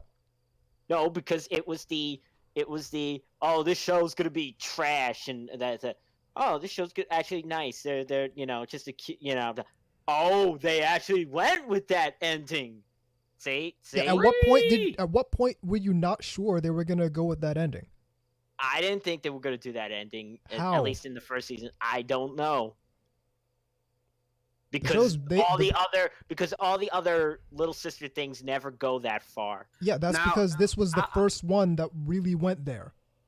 now I'll be This is fair. like this This is one, the quintessential Little Sister anime that spawned an entire generation of Little Sister anime. Yeah, but there was. You remember there was how many stuff like also rans Kiss It- came out after? Oh, yeah. I just got done talking about one of them in the first segment. but this one's special in this list because this one does still get brought out from time to time. This one isn't completely dead. It shows up occasionally. Well, You'll see it. Yeah. At least I do occasionally. Anyway. Well, here's the thing. The last time I heard anything about Oriimo was when Aramanga Sensei came out. And for some reason, the ANN people were still carrying this 7-year-long grudge against Oriimo. Probably because it got them in trouble. But they were also kind of like, this is still this is still a thing. I thought the Little Sister thing died off. That's It's why. like, yeah, they ain't been paying attention. No, obviously not. Okay, now this one's gonna be right up your alley, Anubis. This is Stella. Okay. Oh, okay. I'm gonna let him take over for this one because he's gonna have the most fun with it. All right. So Oh, So, Stella Women's Academy, High School Edition, Class C3. That came out in 2013. It was part of the vein of the moe military genre. Right, which was that's- really starting to take off around there. It was really starting to take off around the early 2010s, and Thanks still to like Strike Witches and all that. bingo, still going strong now. By the way, much Yep. to the chagrin of the detractors that I'm going to be talking about real soon. Though I will say this, didn't really like the new thing they popped out with. That no, that nobody's flash liking animation looking deal. Oh, yeah, that. the- Nah, Strike nobody's Witches. liking that. No, But not a fan. Apparently, but I forgot what studio. But another I saw something, a title thing of the new upcoming one. Right. I Well, wish I knew. as a quick aside, though, the reason we didn't mention that because that's a perfect thing for a controversy, but that happened more before we actually started the podcast, and we figured that was actually going to be the demarcation line Yeah. where it's like, because we got to stop somewhere, because we'll be fucking all the way back to like the Road Skidoji or some shit, or So we figured that would be since we've started this podcast, the ones we've actually seen. Yes. So again, as ANN does, they did the preview guide, and again, we're going to be focusing on Zach's review for C3. I'm remembering it and getting pains in my neck. Let's see a good place to jump off here. The Okay. crayon drawings at Oh, the yeah. end. Oh, okay, here. But the elephant in the room here is that this is a gun fetish thing about little girls with massive assault rifles, handguns, and more. If it weren't a gun fetish show, I'd probably give it a yawn and pass. If it were chess club, baseball club, archery club, meth club, whatever. But this is a straight up girls lovingly caressing handguns and assault rifles and shooting each other, albeit with pellets, and it's just too goddamn much given gun culture as it is now. I found the imagery of a team of smirking, smug teenagers holding up handguns tasteless at best. There's a scene where they have maps of the campus and they're planning out how to assault each other. It made me want to turn the show off. All I could do was hope that at some point there's a storyline where one of the girls takes home a super realistic airsoft pistol, leaves the safety off, and her little sister finds it and accidentally shoots herself in the head with it. At least that would be a responsible portrayal of what happens when you allow teenagers and children to get obsessed and fetishize guns to this extent. Oh, wow, jeez. Yeah. Also, not on there, but I on the Twitter, he basically said, "Fuck you, Gynax." Oh yeah. No, he was in a crying rage about this. Quote, "Not everyone is as disgusted by gun culture as I am, and if you're looking for K-On! With assault rifles, this is it. But I couldn't stand it." And the closing credits, featuring children's cartoon drawings of guns and girls assaulting each other with guns, was enough to send me over the edge into outright disgust. As an American, someone who is terrified of our gun culture, I wasn't going to just hand-wave this sort of thing away with the usual cultural relativity excuses.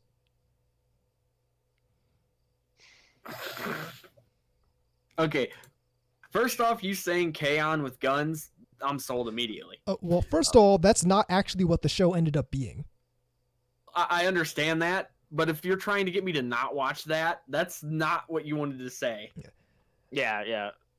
That's not a deterrent. That's an encouragement. Yeah, exactly. That's an incentive to watch. It's like K-On! But with guns. Yeah. Wasn't this also the one where he basically said, like he said in the Sandy Hook thing? Yes. We just had Sandy Hook. As if Japan gives a shit about something that took them over a year to make before it happened. Yeah, exactly. Like they're gonna This turn was in that off production a because long some shit time happened before. over here. So here's my thing. It's not I can- real guns. It's airsoft. I can get not liking guns. Cool in the gang. We're That's talking about an your right. anime about I don't give a shit. Yeah, But but listen, I don't give a fuck. And quite frankly, the fact that over half of this review is dedicated to I don't like guns is I feel like, do you want like I a feel cookie like- or something? look, I feel like that's inappropriate for an anime review. So because now half of this review is useless to me. But cool in the gang, if that's what you feel like. Number one, this is an airsoft anime. The airsoft community was actually like the people from the airsoft community who heard about Zach's assessment were actually upset as well. So like this isn't just me. This isn't just the anime people overlap the airsoft people. This is amongst people to whom this is a news. There is actually pretty universally upset about the fact that this basically turned out to be a political screed disguised as an anime preview. Okay, so are we gonna make the assertion that airsoft is an unsafe sport for teenagers to play? I'm sure he thinks so.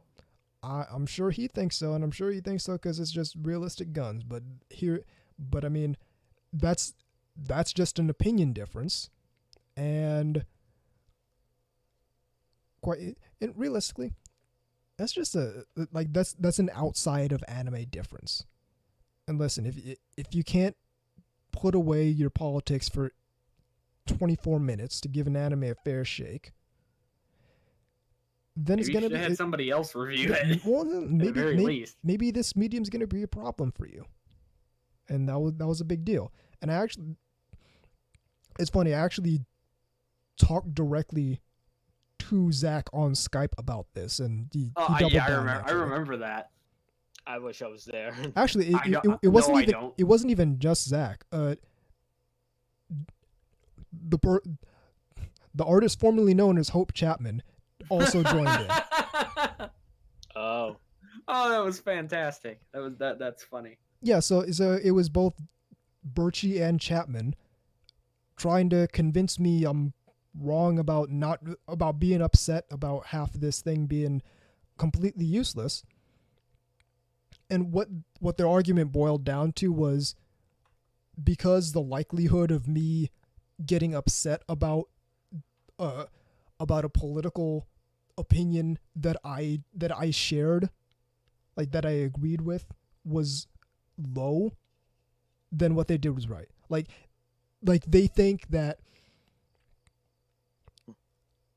if it had been a political opinion that I agreed with, that I wouldn't have noticed and I wouldn't have had a problem with it. And quite frankly, I don't remember that my response to that. I feel like at that point I was just done. It's like okay, I'm convinced that I'm not gonna convince either of these people. So okay, No, you're 'cause both they're just so talking hunks of meat. well, yeah, it's like what a ridiculous argument. They're What so, argument? Yeah, they're so knee deep in their own. They can't. Those type of people can't see outside of their Well, little. it's that point. It's not even a can't. It's a won't. Like they don't want to. It's an inability to see outside. So basically, it's an empathy problem if you think about it, because they can't see outside their own point of view. What I'm saying is it's not a can't. It's a won't. They Won't see outside. they won't. They don't want to. They don't want to consider that maybe there's people who are into guns. Maybe there's people who are into airsoft, and maybe they deserve a fair shake from the professional anime reviewer. Yeah, Not it's not only even that- like it's not even real gun enthusiast. It's airsoft. It's airsoft, and like they're And wearing it's an animated show. It's not. I was like they're It's not even real airsoft. they're playing, and even looking at airsoft, they're playing airsoft properly. They're using iPro. They've got safety equipment on. It's actually a pretty realistic realistic is a different issue, but it's actually a pretty accurate portrayal of how airsoft is played. Right. That was the whole thing, and people on Twitter when that review dropped were going. It's weird to me recalling all these people who are recounting these horror stories of people with guns, and they all boil down to yes, if you are loose with firearms, yes, you run the risk of you put yourself and others around you at serious risk of bodily harm and property damage. Like nobody's arguing that at all. But that's true if you have a fucking bulldozer too. I mean, yes, guns are capable of doing a whole lot of damage, and that's why people who are into guns are really big up about gun safety. So yes, people who are unsafe with guns are a huge risk, and yes, you should stay away from those people and their guns. right, but let's be real. We're talking about people who think that only like cops should have them. I don't even want to fucking get into that. Yeah, I know. I'm not saying I'm not. Yeah, actually, let's move along because that's going to we don't want to open up Let's another. keep it that can of moving. worms. Let's keep it moving. But the worms we're about to open now aren't necessarily any better. Cross Ange, Yeah. another Sunrise creation. This one came and went so far, I keep forgetting that anime exists. Yeah, I mean, This was the one that someone on them anime reviews just reviewed the first episode, because they only review like the whole series, but they just reviewed one episode and judged the entire thing based on that one episode. What a great anime reviewing organization. Give it up for them anime reviews. Look at this integrity.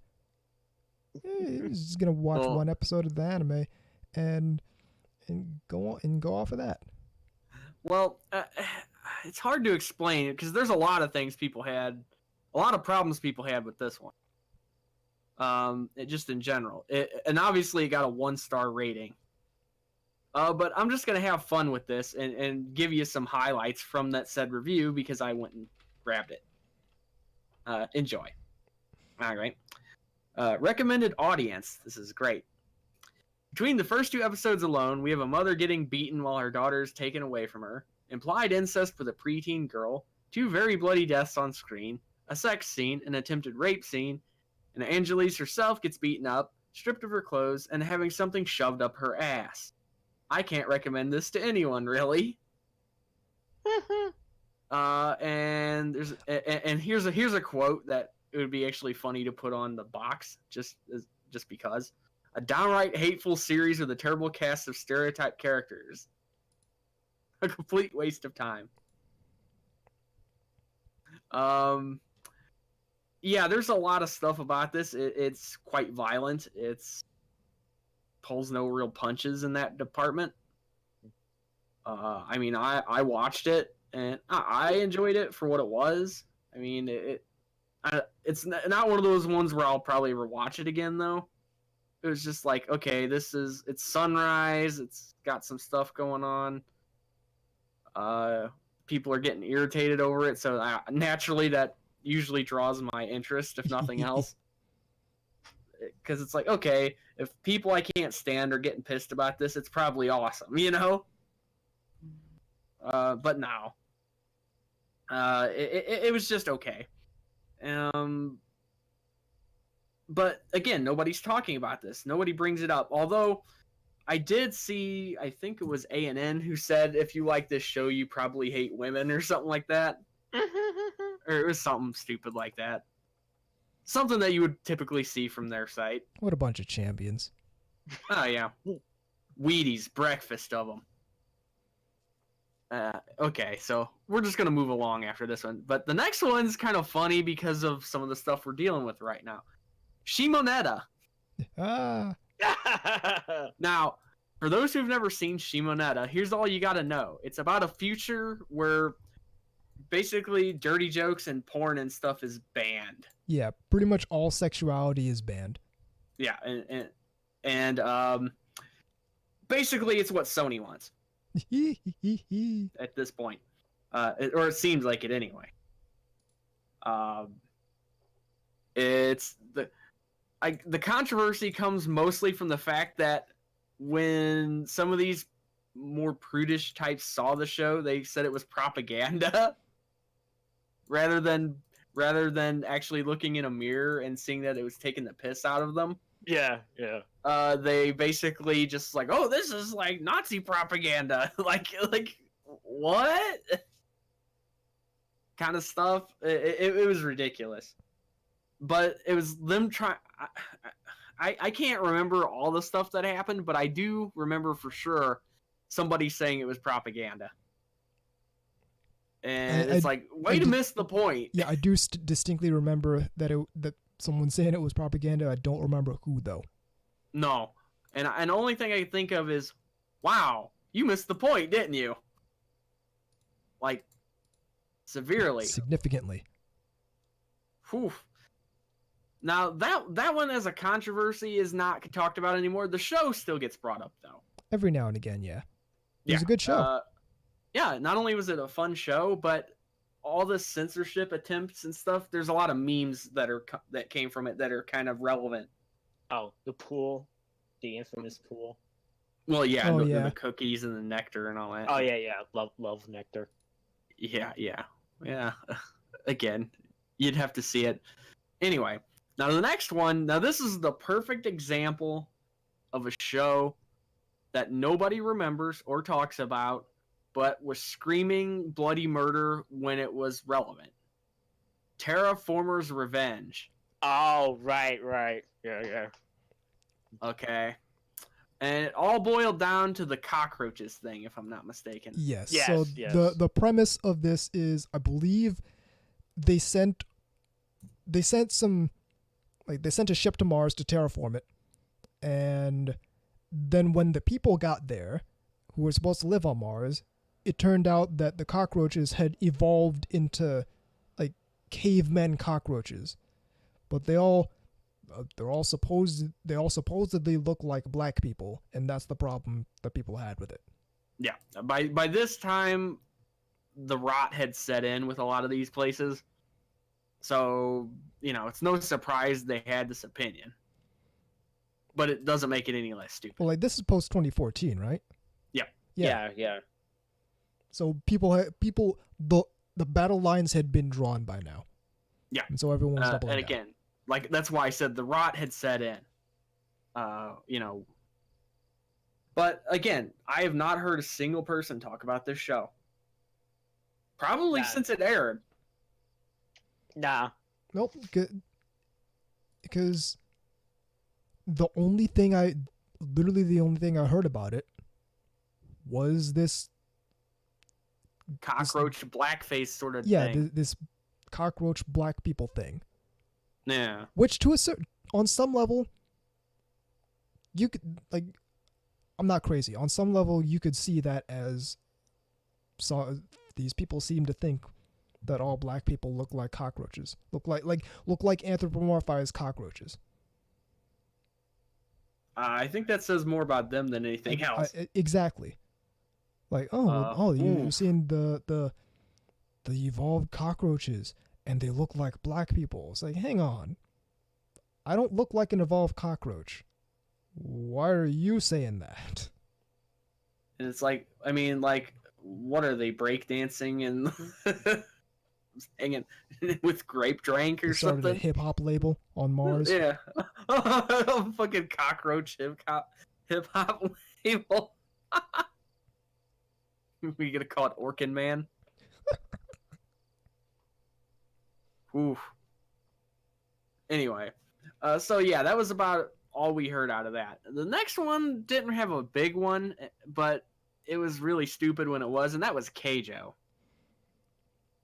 I didn't hear too much controversy with that one, really. There was a bit. There was a little bit, but mostly in the terms of really stupid comments and reviews, like, this show takes itself too seriously. Oh, right. And it's like, wait a minute. Are we watching the same show? The vacuum butt cannon show takes itself too seriously? Yeah. A show with an attack that's like Dragon Ball Z style attacks. Vacuum butt cannon. Said completely with sincerity and without any hint of, like, zoinky effects or anything. Is taking itself too seriously. Okay. Yeah. It's again, but that was really the extent of that one. That one didn't seem to really do a whole lot. Oh no, that's not true. Remember, one of those things basically ran a pedo piece on it. I can't remember what the fuck it was called, Really? but it I was don't like even one of the. remember this. Yeah, there was. Yeah. I know what you're talking. Yeah, you remember that? Yeah, it was like some dumbass over. I can't remember what the fucking publication was, but it's like, yeah, a show about girls with huge tits and big ass butts. I think it was a UK publication too. Yeah, I think it was. Again, I mean, they got their own problems in that vein to take care of. Similar to Senran Kagura games had a similar deal like that where they were trying to say it promoted, like, being a like a pedophile. And it's like, yeah, because shows about giant tits, Yeah, that's what I think of. there's an actual definition of pedo. Yeah, these words have meanings. Not only that, but that specific word is not just a regular word, it's actually a clinical word. Yeah.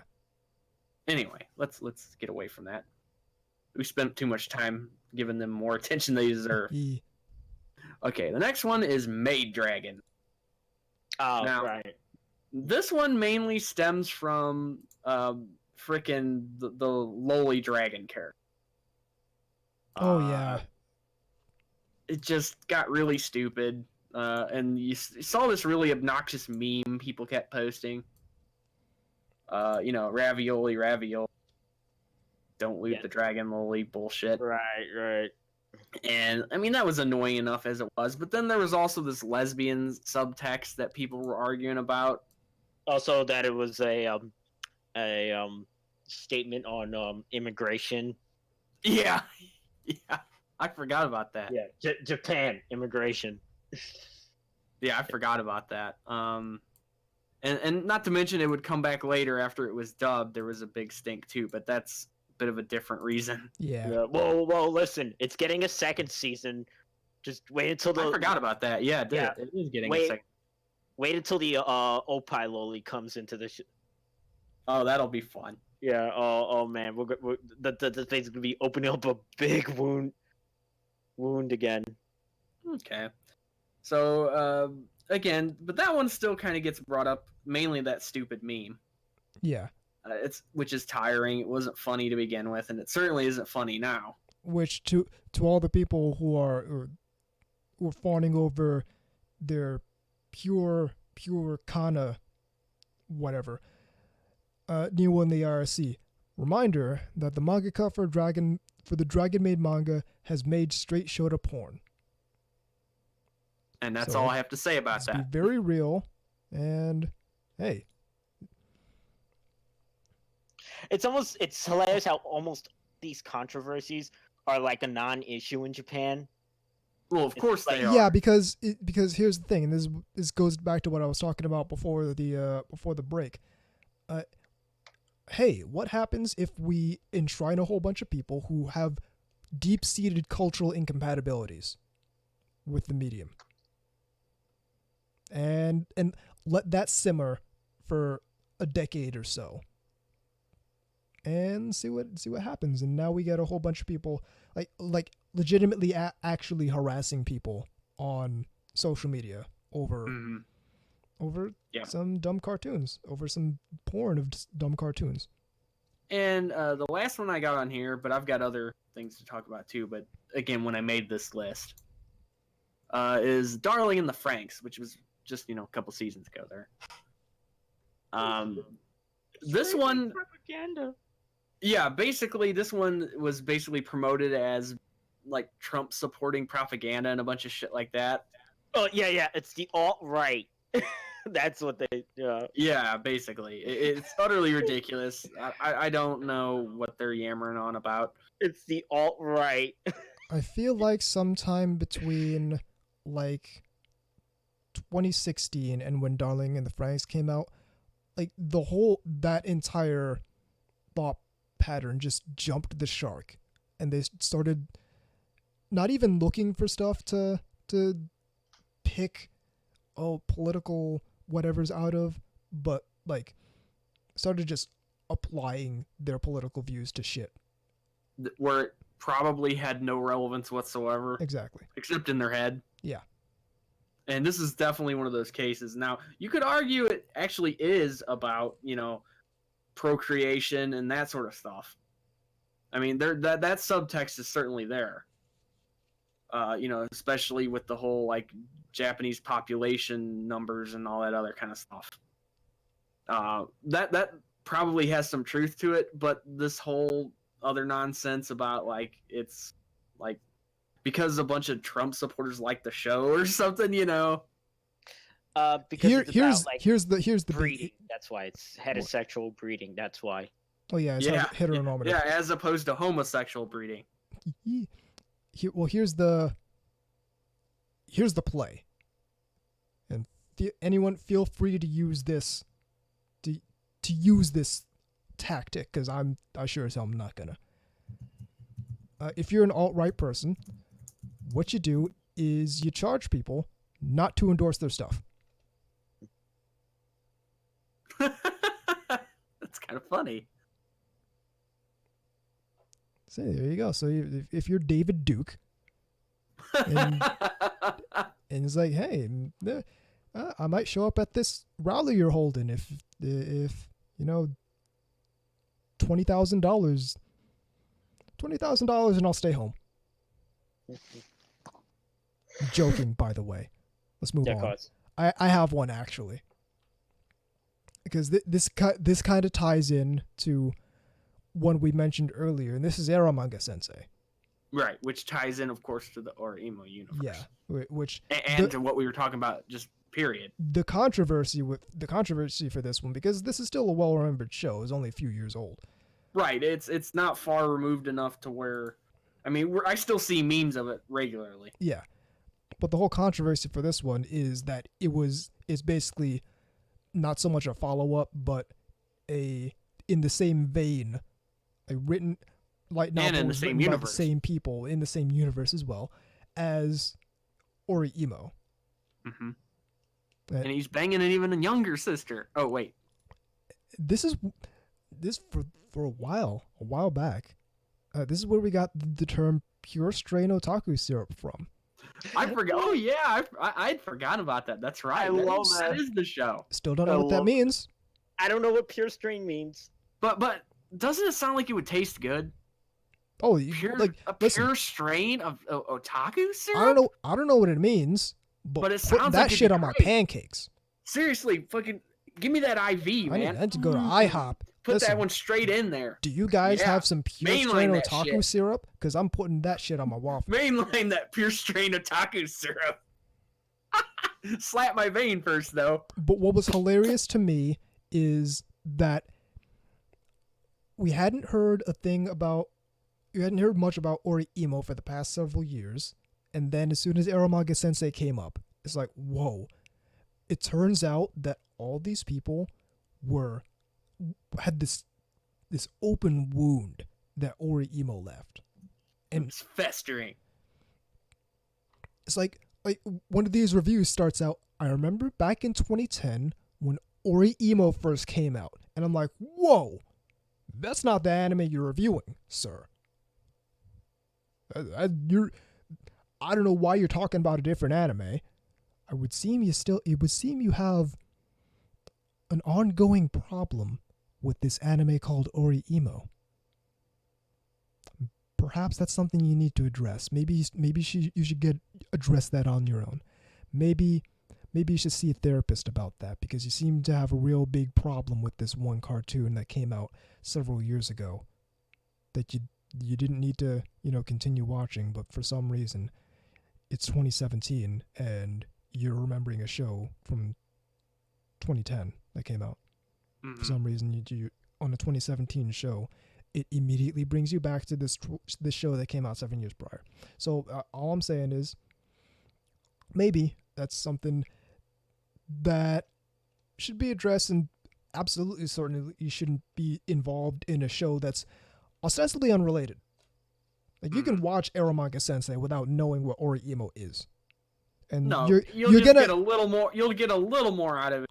you're gonna not get two jokes. That's it. Yeah. I mean, you'll appreciate just a little bit more than you would. Anyway. But you gotta hit up that pure strain otaku syrup. Put Mhm. that shit on your waffles. What else we got? Maybe we can. Can I bring one up? Hit it. Sure. All right, so, in 2000, Let's just say this real quick before you do. yeah, Okay, what we're probably largely going to do now, since at least the chronicle aspect of it's over, is it's just going to be kind of free flowing at this point. yeah, And right now there's the ongoing Shield Hero thing. We'll see what happens with it later on, but as of now, we can't really say it's a controversy yet. I'm very surprised that the Shield Hero thing. Actually, part of me is not surprised that the Shield Hero thing is going on, because we're in this clickbait era now. When this clickbait paradigm, And the show itself still hasn't technically ended. Well, it's not even that, because plenty of these shows went ongoing without ongoing controversy. But Shield Hero seems to have really stuck in some people, and not for the right reasons, because I still don't hear people out here getting at Crunchyroll for funding the creation of this evil cartoon. Yeah. Anyway, go ahead, VZ. Sorry to interrupt. okay, so, in Kanagi, Crazy Shrine Maidens, the manga. So this was after the anime ended. So in the manga, you find out that the main girl Kanagi, that the main girl Nagi, had a previous romance before. and all the otaku went buck wild. Now, granted, this was largely over in Land of the Rising Sun. Yeah, this is a But I this feel is a like it Japanese was thing. more of an isolated because it was just the one picture of the guy who ripped up his manga collection. It became sort of this weird thing that got passed around. Yeah, people Yeah. extrapolated. Right. Yeah, it's kind of like when what was it? I think it was like the K-On! Thing where they were just like stabbing the fuck out of their Azusa thing. Yeah, I remember right. that Yeah, happened. that's. I Like, remember. yeah, obviously these are mentally ill people, but I mean, and woof, I mean, burning like their CD collections and stuff like that. Yeah. Oh, yeah. Just breaking them. It's like you could just sell that stuff, make And good at least money, recoup some money. Yeah, I mean, exactly. You know. Actually, this actually, well, I'm not. This didn't remind me of this, but I just now remembered this. This is somewhat of a saga. Remember when not the announcement of the anime, but that one commercial put on by Animation Do, the offshoot of Kyoto Animation, where the commercial that ended up becoming free. Yep. Yes. Yep. So as people might recall, that commercial came out and there were like, I could count like 3 people in the ANN forum that were making a real big deal about how they don't want KyoAni to Fujo bait. yeah to be doing Fujo bait anime, and the people who are the people opposed to that, the people who are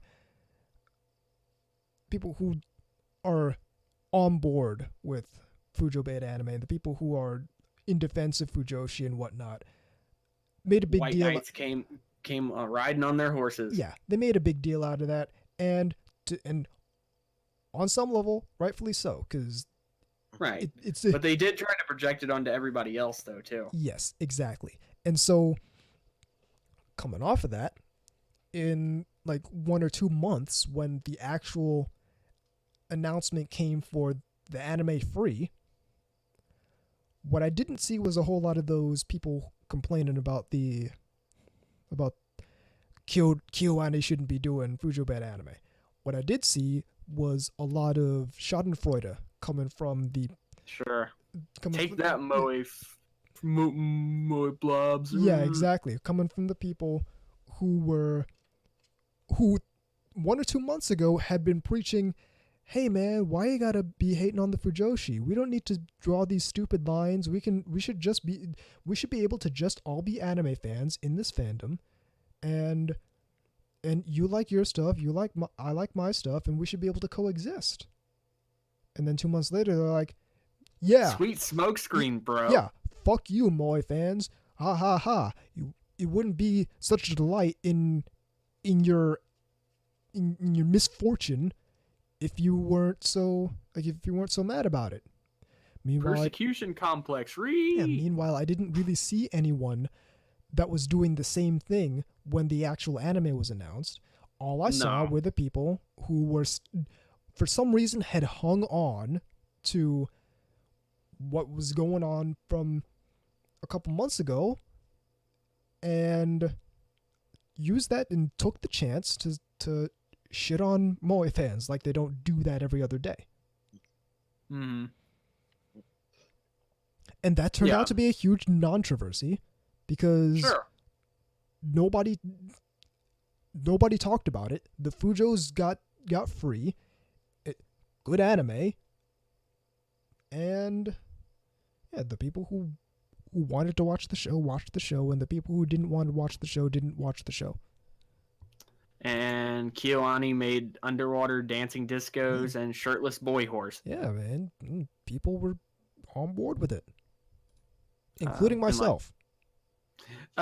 Didn't care too much for it, but I wasn't certainly going to go on any kind of crusade. Yeah, exactly. Oh, I mean, that's just stupid. they made a cute boys anime. Cool. That's There you literally go. it's literally the same thing as when people make cute girls anime. It's literally the Which same is thing. fine. Again, not really that big of a deal. Yep. Uh, I want my manly anime. I don't think that was anything that- I saw charged yeah. against it. That wasn't even No, but that I'm wasn't just even a saying some factor. people in general. It's like we don't want cute boy anime. okay. We want cute boy anime. We want testosterone poisoning anime. Testosterone poison. Yes, they want the super male vitality anime. I'm glad you got that. yes. I can't do an Alex Jones like voice, so I'm not gonna try. I could try, but my throat would be like, really? Yeah. Alex Jones now? You're Like, killing me. dude. You're killing me, Smalls. Yeah, exactly. I was just thinking that would be worse than doing the Mr. Dink voice from Doug, where it sounds like you've been smoking like rock for like fucking 7 years. Because like you have to sound like you've been gargling gravel, Yeah, and exactly. you have It's to be like- loud. Otherwise, it just sounds like. Otherwise, it just sounds like you have COPD or some shit. Super male vitality. Rah, they're turning the frogs gay. Sorry. But yeah, so I feel so the Oh, okay. Okay. We got a request in the thing. uh-oh. We're breaking the conditioning. Okay, that's as good as you're getting out of me, and even that fucking hurt. I feel like I haven't even listened to Alex Jones enough to like really get a feel for how he sounds. Yeah, I would be just shooting in the dark trying to really do it. Ghost is more amusing than Alex Jones to me now. I don't even know who that is.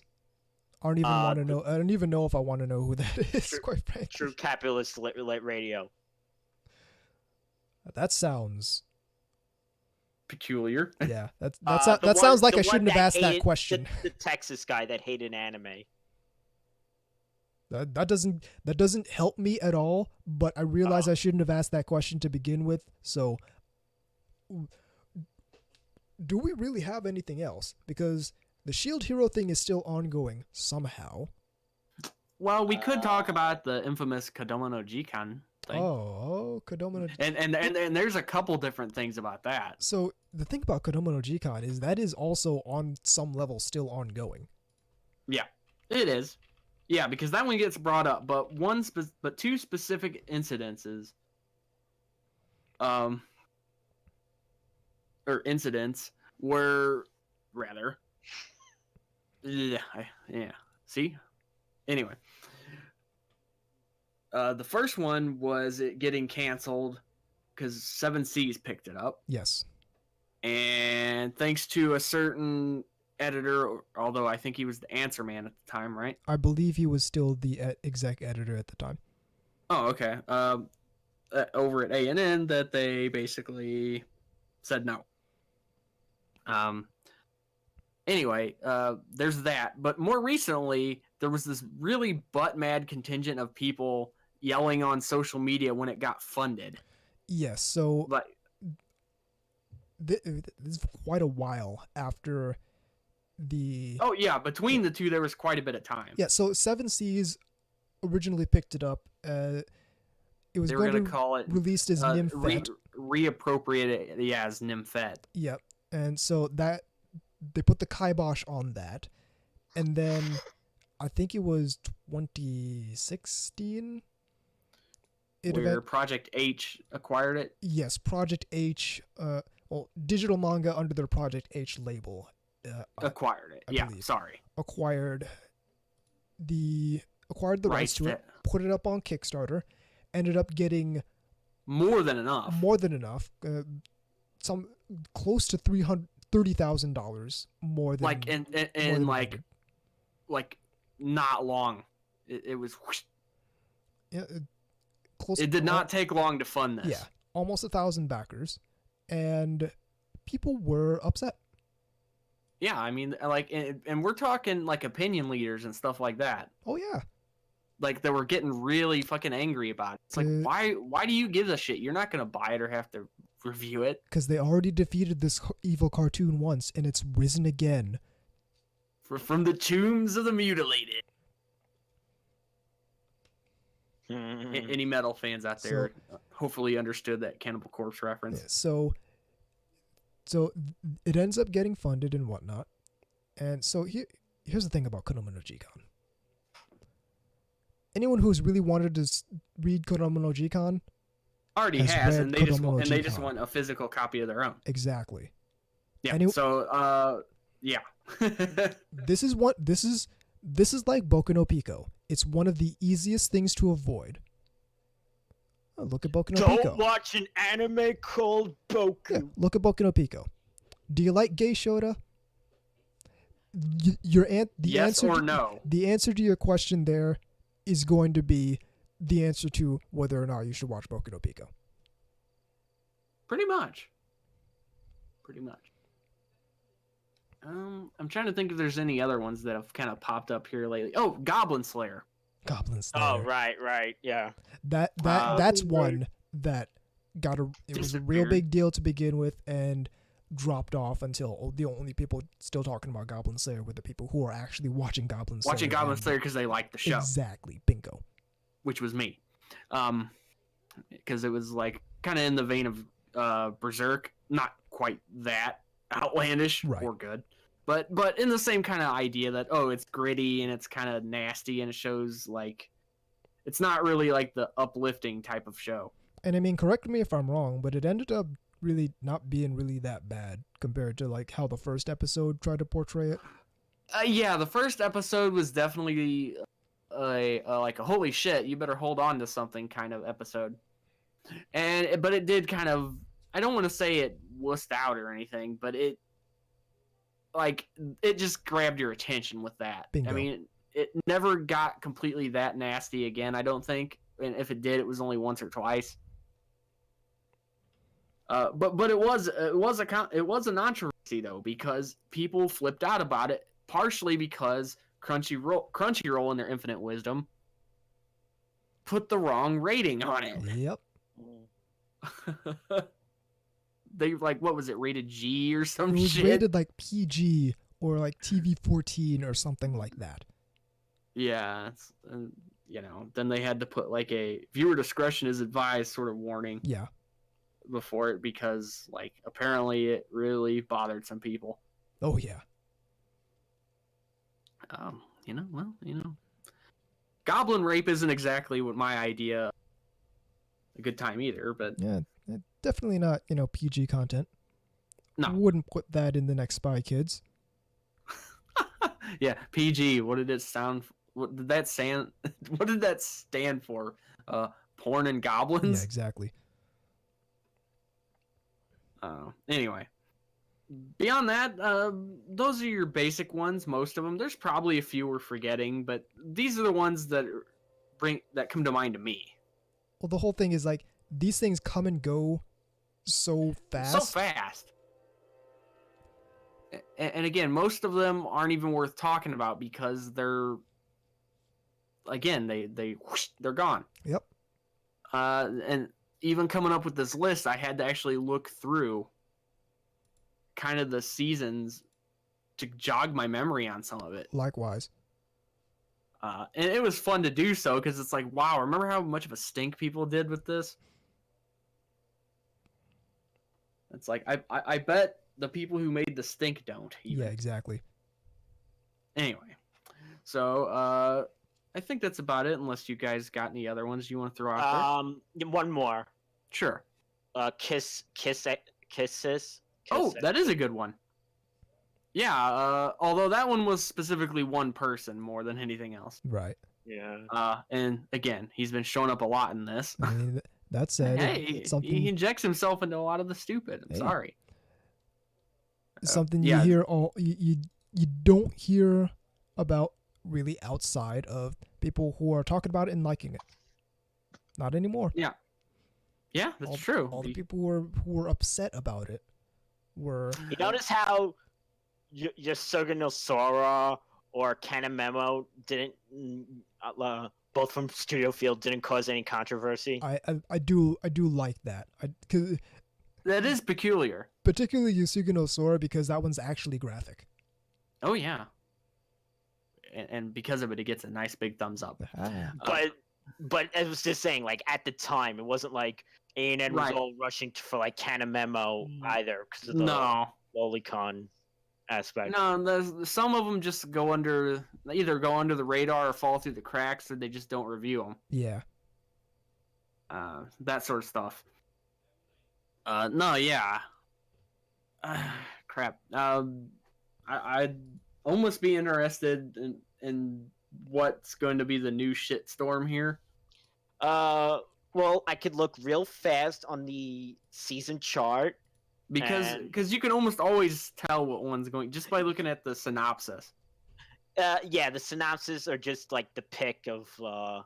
Because they're that predictable. It's gotten to that's where kind of a game amongst all three of us. It's like, well, this is the one where people are going to be annoyed about. Yeah, exactly. And we're always right. That's the sad thing. It's just very predictable what people are going to get up in arms about for no reason. Oh, okay. One more. I know what a 15-minute controversy. Should have called it earlier. Senko-san. The help, the helpful fox. Yeah. So this was not very long ago. It was like a couple months ago. And the whole gist of it was a particular anime YouTuber who's notoriously misinformed. Basically called the show out on being a lolicon show when it's nothing of the sort, and people called him out on that. People called him out on that pretty hard. I mean, we've got some other nonsense going around, like idiots from Tumblr pretty much trying to crucify the dude from My Hero Academia. Or recently the Pokemon thing. Yeah, I'm not seeing anything. But that's not really a controversy. That's just idiots. Yeah, it's just dumb. I'm not seeing anything next season that's gonna Good. Well, you never know. You never know. This is my very wishful thinking. Maybe we'll have a season without people bitching about stuff.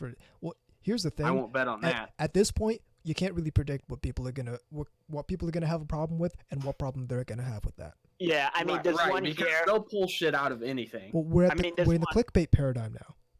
There's one here I'm looking forward to called Kanata no Astra, which translates as Astra Lost in Space. I hate that name. Oh, I saw the manga for this in the store. I'm actually interested in seeing the anime.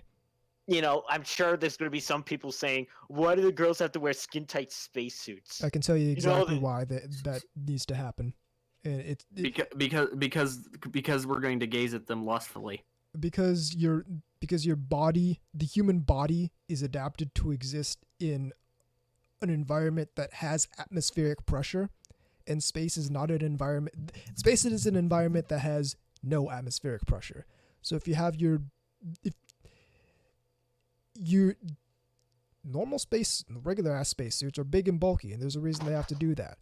The skin tight spacesuit is number one. It's like you're gonna see it in like every futuristic shit because that's gonna be the future of spacesuits. And the reason it's gonna be the future of spacesuits is because it allows more mobility than the bulky ass ones we do now.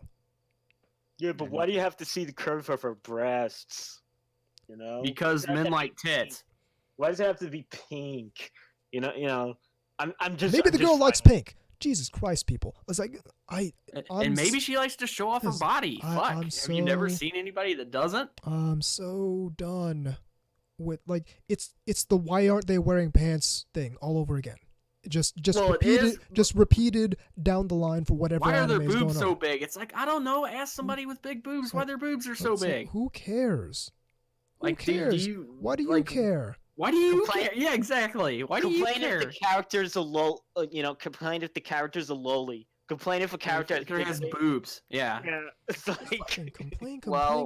Find something to watch and fucking watch it, people. Jesus. Play in traffic or something. You're not Fuck doing off. anything for anybody by running around finding shit to complain about. Yeah. It's dumb. I noticed that some of the idol shows tend to also draw 15-minute controversies, mostly because people are like, they want because of the dark aspect of the actual idol nature to be. Go watch Perfect Blue. Go watch Wake Up Girls. Well, I'm not gonna promote Yamakan on this podcast. People with terrible anime taste can go ahead and watch work by a terrible director. It's a lose-lose. But with that, we're gonna wind down for this because we actually do have a third segment. We do have a third segment, so we're gonna So, roll into that. Y'all keep it after right this- here on NTR Radio. What would you do for a Klondike bar?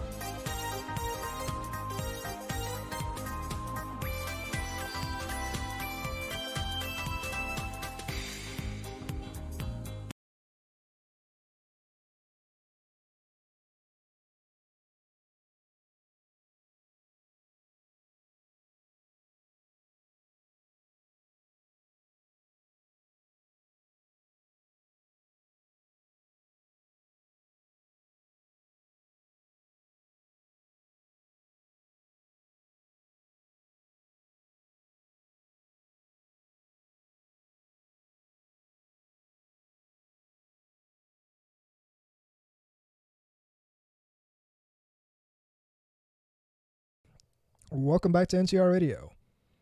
Grr, grr. So, coming to this third segment, VZ has a topic he wants to bring up. Go VZ. Okay, so real fast. There's a thing that I've been noticing that about Funimation recently, and that's they are releasing a lot of shows really like the whole bunch of the majority of their solicitations for like future pre-orders are basically these cheap re-releases. All right, some of it is stuff that is like less than a year old. They're doing, for example, okay, so earlier this year I got the second season of Love Live Sunshine. Yeah, of Love Live Sunshine. Right. Right. Okay. They're putting out a set that's just now. Granted, what I had was like the premium set with like art stuff and such. Mm. Right. This is just gonna Was be this like a slim pack kind of thing? It's just gonna be, well, not a slim pack, but it's both first and second season. Okay. But still, this soon after the other, they're also doing the same thing for New Game, where it's like cheaper release with the first and second season. Yeah, that is certainly kind of peculiar. A whole bunch of these really cheap things that are coming out from them, and I'm just wondering what the fuck is going on. That is kind of strange in the sense that not only is, I don't know, maybe it has something to do with there's some kind of restructuring or something going on. Well, over here's the thing. I've speculated that something is going on behind the scenes. And the reason I say that is because this is exactly what happened a decade ago when ADV went under. Right before they went under and restructured, they Basically were doing split off into Sentai, Yeah. and Sentai, all Section that. 23, And Section 23. Yep. and ASIS or whatever the third one is. made in Japan. Yeah. Oh yeah, I forgot they did have that imprint. Yeah. Also their live action imprint, Kraken. I just thought you said crack. Yeah. I like it. But so yeah, a whole bunch of cheap re-releases. They did they did the same thing. What happened was they would in the case of ADV, they would do a show, individual volumes, right? And Right. then not long after they would come out with the completed set. Mhm. Sometimes even cheaper than what it was, and it's like you're cannibalizing your own Operation, basically. yeah, you're cannibalizing your own customers. Right. Who- You know what that actually reminds me of? It reminds me in the music industry when somebody like a month after a release comes out, they'll release like a special edition digipack or something, Mhm. and it'll have like extra songs or something on it. That kind of shit. And So- it's purely to make collectors buy it again. Right, and I'm just one, and not long after ADV went out, and I'm just wondering now. Again, I Mhm. know Funimation's not going to go out like that, but I'm No. speculating that this might be like the end of like the Sony partnership or something. Because why would they be doing a whole bunch of these It is peculiar. I mean, until you brought it up, I never even knew it either. I mean, I'm trying to find some of the examples of. No, I believe you.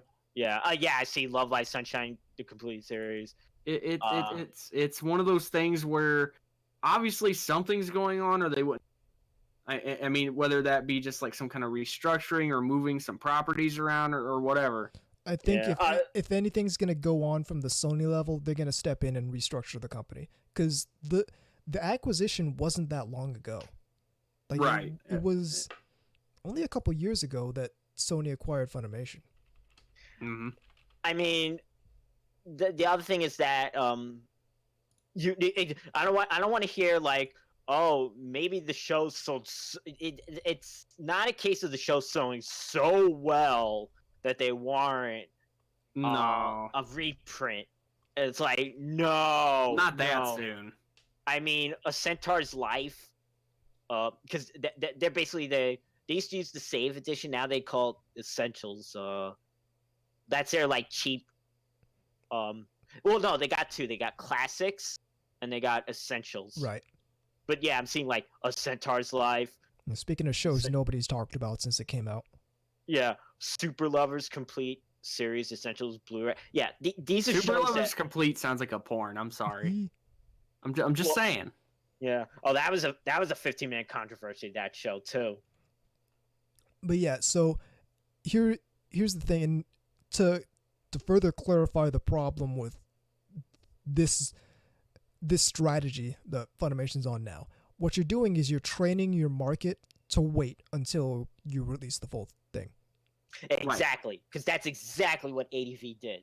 That's exactly what happened. Why would you want to pick them up one by one when that's always a pain in the ass when you can just wait and grab them all in one go? Yeah, consumers can recognize patterns. They're gonna see. They're not as dumb. They're not fucking. Yeah, because the anime market is orangutans sitting there scratching their ass. Well, yeah, because they're gonna sit there and they say, "Oh, well, okay, the three people that volumes buy of Divergence Eve came out, and a month later, the whole thing came out in the 3-pack. So I'm just gonna wait a month. I'll just wait for the pack. Yeah, I'm not chomping at the bit to get Divergence Eve. So I'm gonna just wait. Yeah, it's not a very good marketing strategy. It's really not. It's a bad thing to do. It's a good way to lose money, is what it is. Because you're wasting all this money producing these more singular sets. The people who are going to wait aren't going to buy those. Exactly. And they're going to wait. They're exactly that. They're going to wait for not only the cheaper one, but it's all in one. Why would you? And as the physical market shrinks, you're going to get even less sales on your more individual volumes, because all the people who are still buying physical media know you're going to come out with the whole thing, so they're going to wait on it. Yeah, that's another thing. It's not like the people that buy anime is pretty much just inconsistently the same, which is, and I mean, granted, I think it's gotten slightly bigger, but it's not that big. To where, so basically, like you said, the market is smarter than what people know them to be. Exactly. I think that's true in a lot of areas, to be honest. Yeah, they're underestimating their market. Certainly in the video game department, for sure. In Hollywood as well. I mean, holy crap!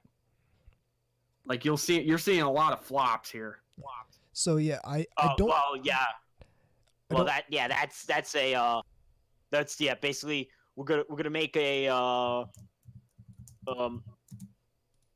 you know, like the Men in Black thing. Yeah, three flops, totally different movies, but all in the same like weekend. Yeah, that's not a good record there. So I don't necessarily think it's going to be the end of the Sony partnership, because Sony just acquired Funimation like 2 years ago.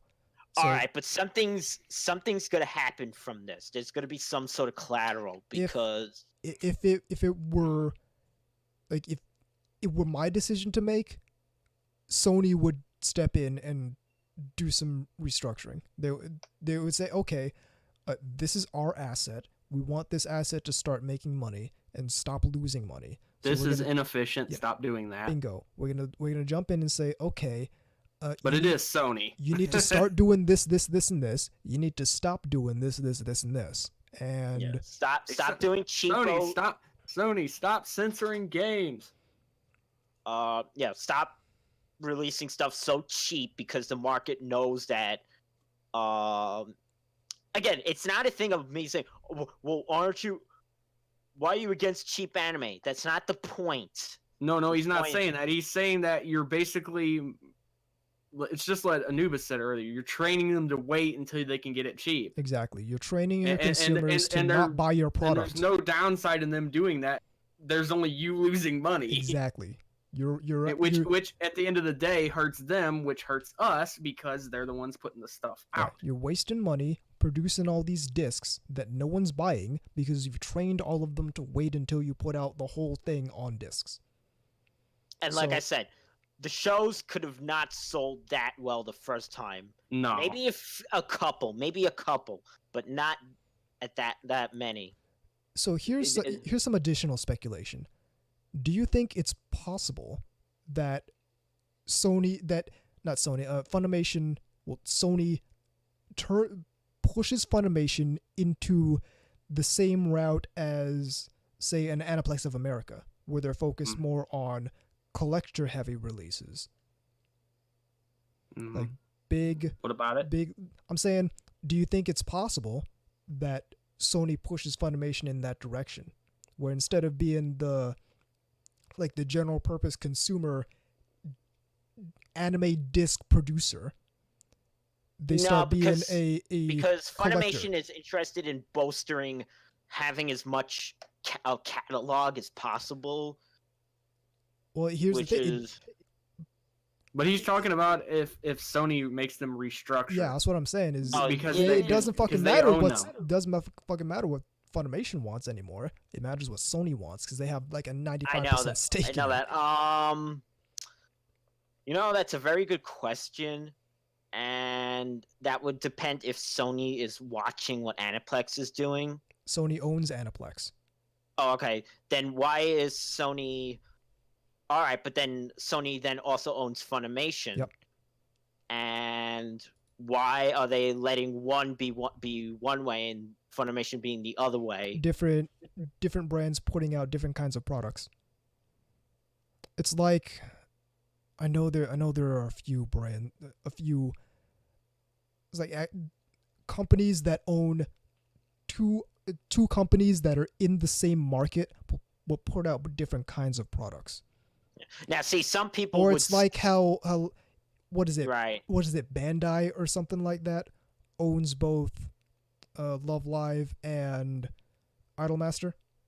In a way, yeah. It's sort of like that where it's important for them to have both brands.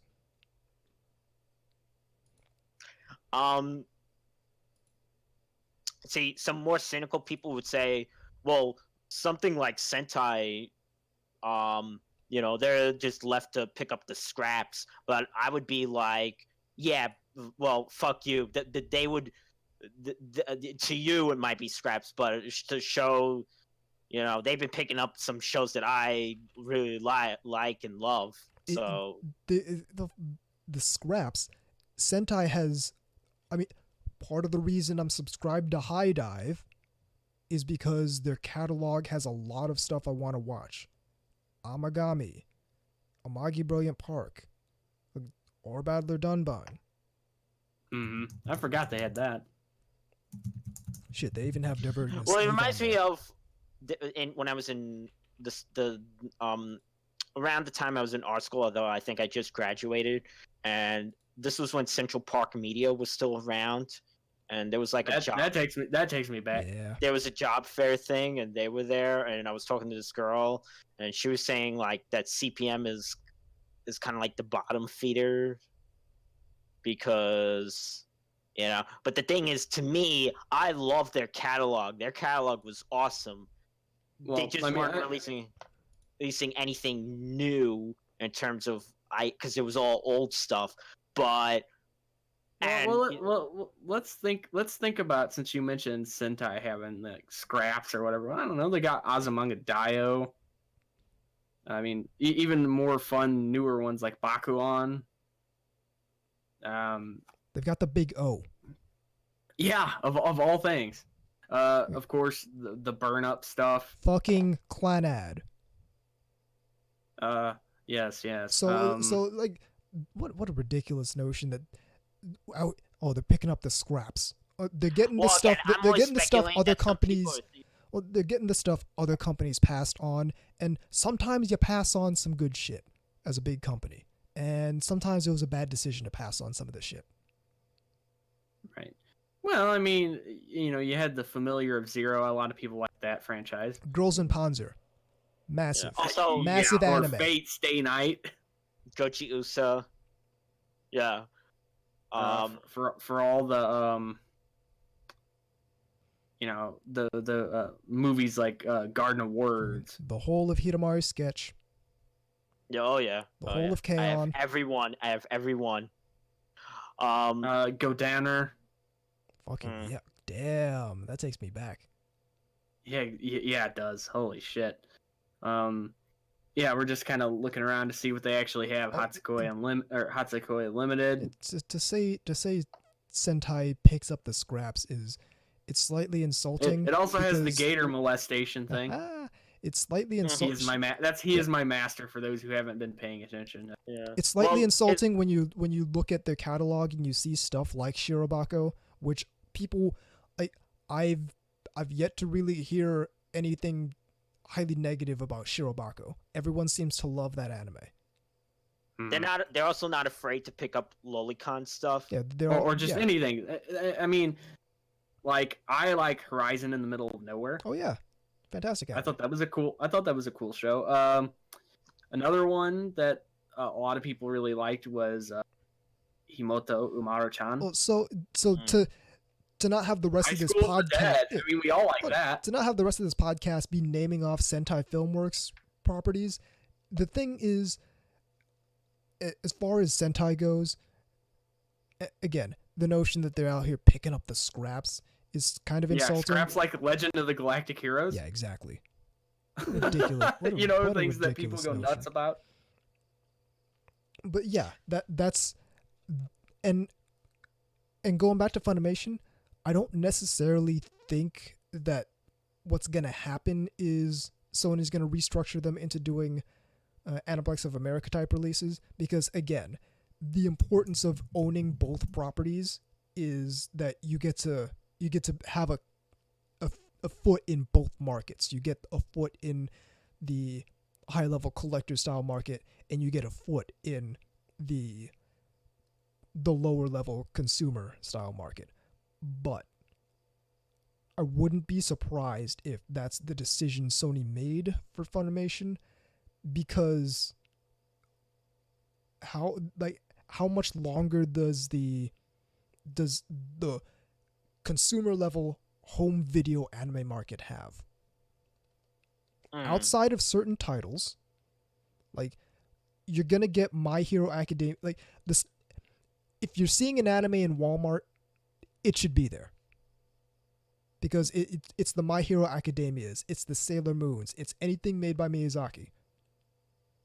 It's all the highly popular anime that like if you watch a anime, you're probably watching one of these anime. If you watch only one anime in your life around this era, you're probably watching one of those. But outside of those shows, how much longer does the home video market, the consumer home video market for anime have? Because streaming is really big, and outside of people who are big people who are basically in the collector mindset at this point, who are buying shows because they want to own the show physically, not because they want to watch the show. Because if they want to watch the show, chances are they have a plethora of ways to actually watch it. They're buying the show because they want to own the show physically. And so how much longer is it going to be that they're like Funimation's just pressing a whole bunch of discs? A whole bunch of discs for a Centaur's life. And how long those are going to sit on some store shelves or in a warehouse to be sent out to all 8 people who want to watch that, who want to own that show physically. And that's not to shit on people who like the Centaur's life, but what I'm saying is streaming is the primary consumption method, and I've been saying that for a while, and it's not, you're not going to get you're not going to get a high volume of sales when the primary method of consuming anime is no longer home video. All right. Well, again, I just want to know what is the point? What is the end goal of them reprinting all these shows, other than cheap recoup of costs for licensing? Knowing nothing else, I would say that that's just how they've done things, and they haven't either they haven't They have completed adjusted to this. the new realities of the market. Exactly. They haven't really tumbled around in their heads. Hey, this isn't gonna work going forward. So we You know what they probably need, shift and our I know focus. this is gonna sound ridiculous, but if you've seen this movie, you'll understand why it's a perfect example. Mhm. They need the consultants from Office Space. Mm. Now let me explain what I mean by that. Because what they do is they basically find any redundancies and basic useless people that are just actually bogging stuff down or making things more complicated than they need to be. Mm. It's like He- how do I explain it? It's well, they would come in and Efficiency experts is what they're called. streamline the business practices. Right. Though, quite frankly, realistically, I don't know if Funimation would end up going that route. I would imagine Sony would come down on them for they'd get people in suits from Sony coming and doing that before Sony decided to hire outside consultants to come do that for them. I would imagine so. Well, right. They're just taking the role of what I was talking about. Yeah. I'm not saying they have to contract out other people to do it. They could just send some of their own people to. Yeah. So, what if I were to make a prediction? My prediction would be Sony would come in and try and figure out what's wrong and try and fix that, because it was their acquisition and they And obviously, anybody that's smart can spot it because it's not rocket science. It's just looking at okay, hey, this is redundant and wasting money. Yeah. Basically. It's a net loss for us if you were doing this. So there's no real point in doing it that way. Bingo. That being said, it's interesting, and we'll keep an eye on it. Absolutely. Mm. Oh yeah. I feel like if nothing else, it could prove us wrong, and it'll just be some sort of we were having some shuffling around going on. yeah. Well, all I'm saying is that this has happened before. Right. Just So nothing. there's a precedent for things being kind of iffy when Well, this is going on. It's happened before, but in a different environment. That said, I think the particulars of the environment today are not potentially more damaging, but potentially damaging in another way.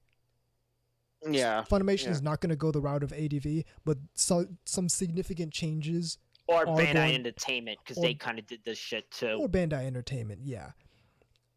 They're not going to go with either of those routes because they have backing from Sony, and Sony has a vested interest in making sure Funimation succeeds by any means necessary. Okay, I think that's going to do it for tonight. That is indeed the show. The website is ntrradio.net. The email address is ntrradio@gmail.com. VZ has a book. It's called The Big Book of Idols. You can find that at thebigbookofIdols.com. He also made the design for our shirts, which you can find at not She's Lost Control, but iyashike.moe/store. Perfect for summer. It's fucking hot over here. And I'm actually sitting in the NTR Radio shirt right now. It's a lot more comfortable than it has any right to be. Yeah, well, and again, if you live in a more rain environment like Seattle or something like that, we also have a hoodie. That was fucking excellent, by the way. Buy the hoodie if you're concerned about protecting yourself from the elements. Water damage. Hey, NTR Radio's survived weather patterns being thrown at us. We're looking So, out for you. Guarantee you your hoodie will keep you warm. It's our Flex Seal. No. No. You can find my stuff at yashike.moe. You can find VZ stuff at vzmk2, moemekigatai.wordpress.com. I sell half-naked anime girl figures at shinikiba.moe. That never ceases to amuse me. That's my business. That's what I do. You're buying figures from me if you're buying from shinikiba.moe.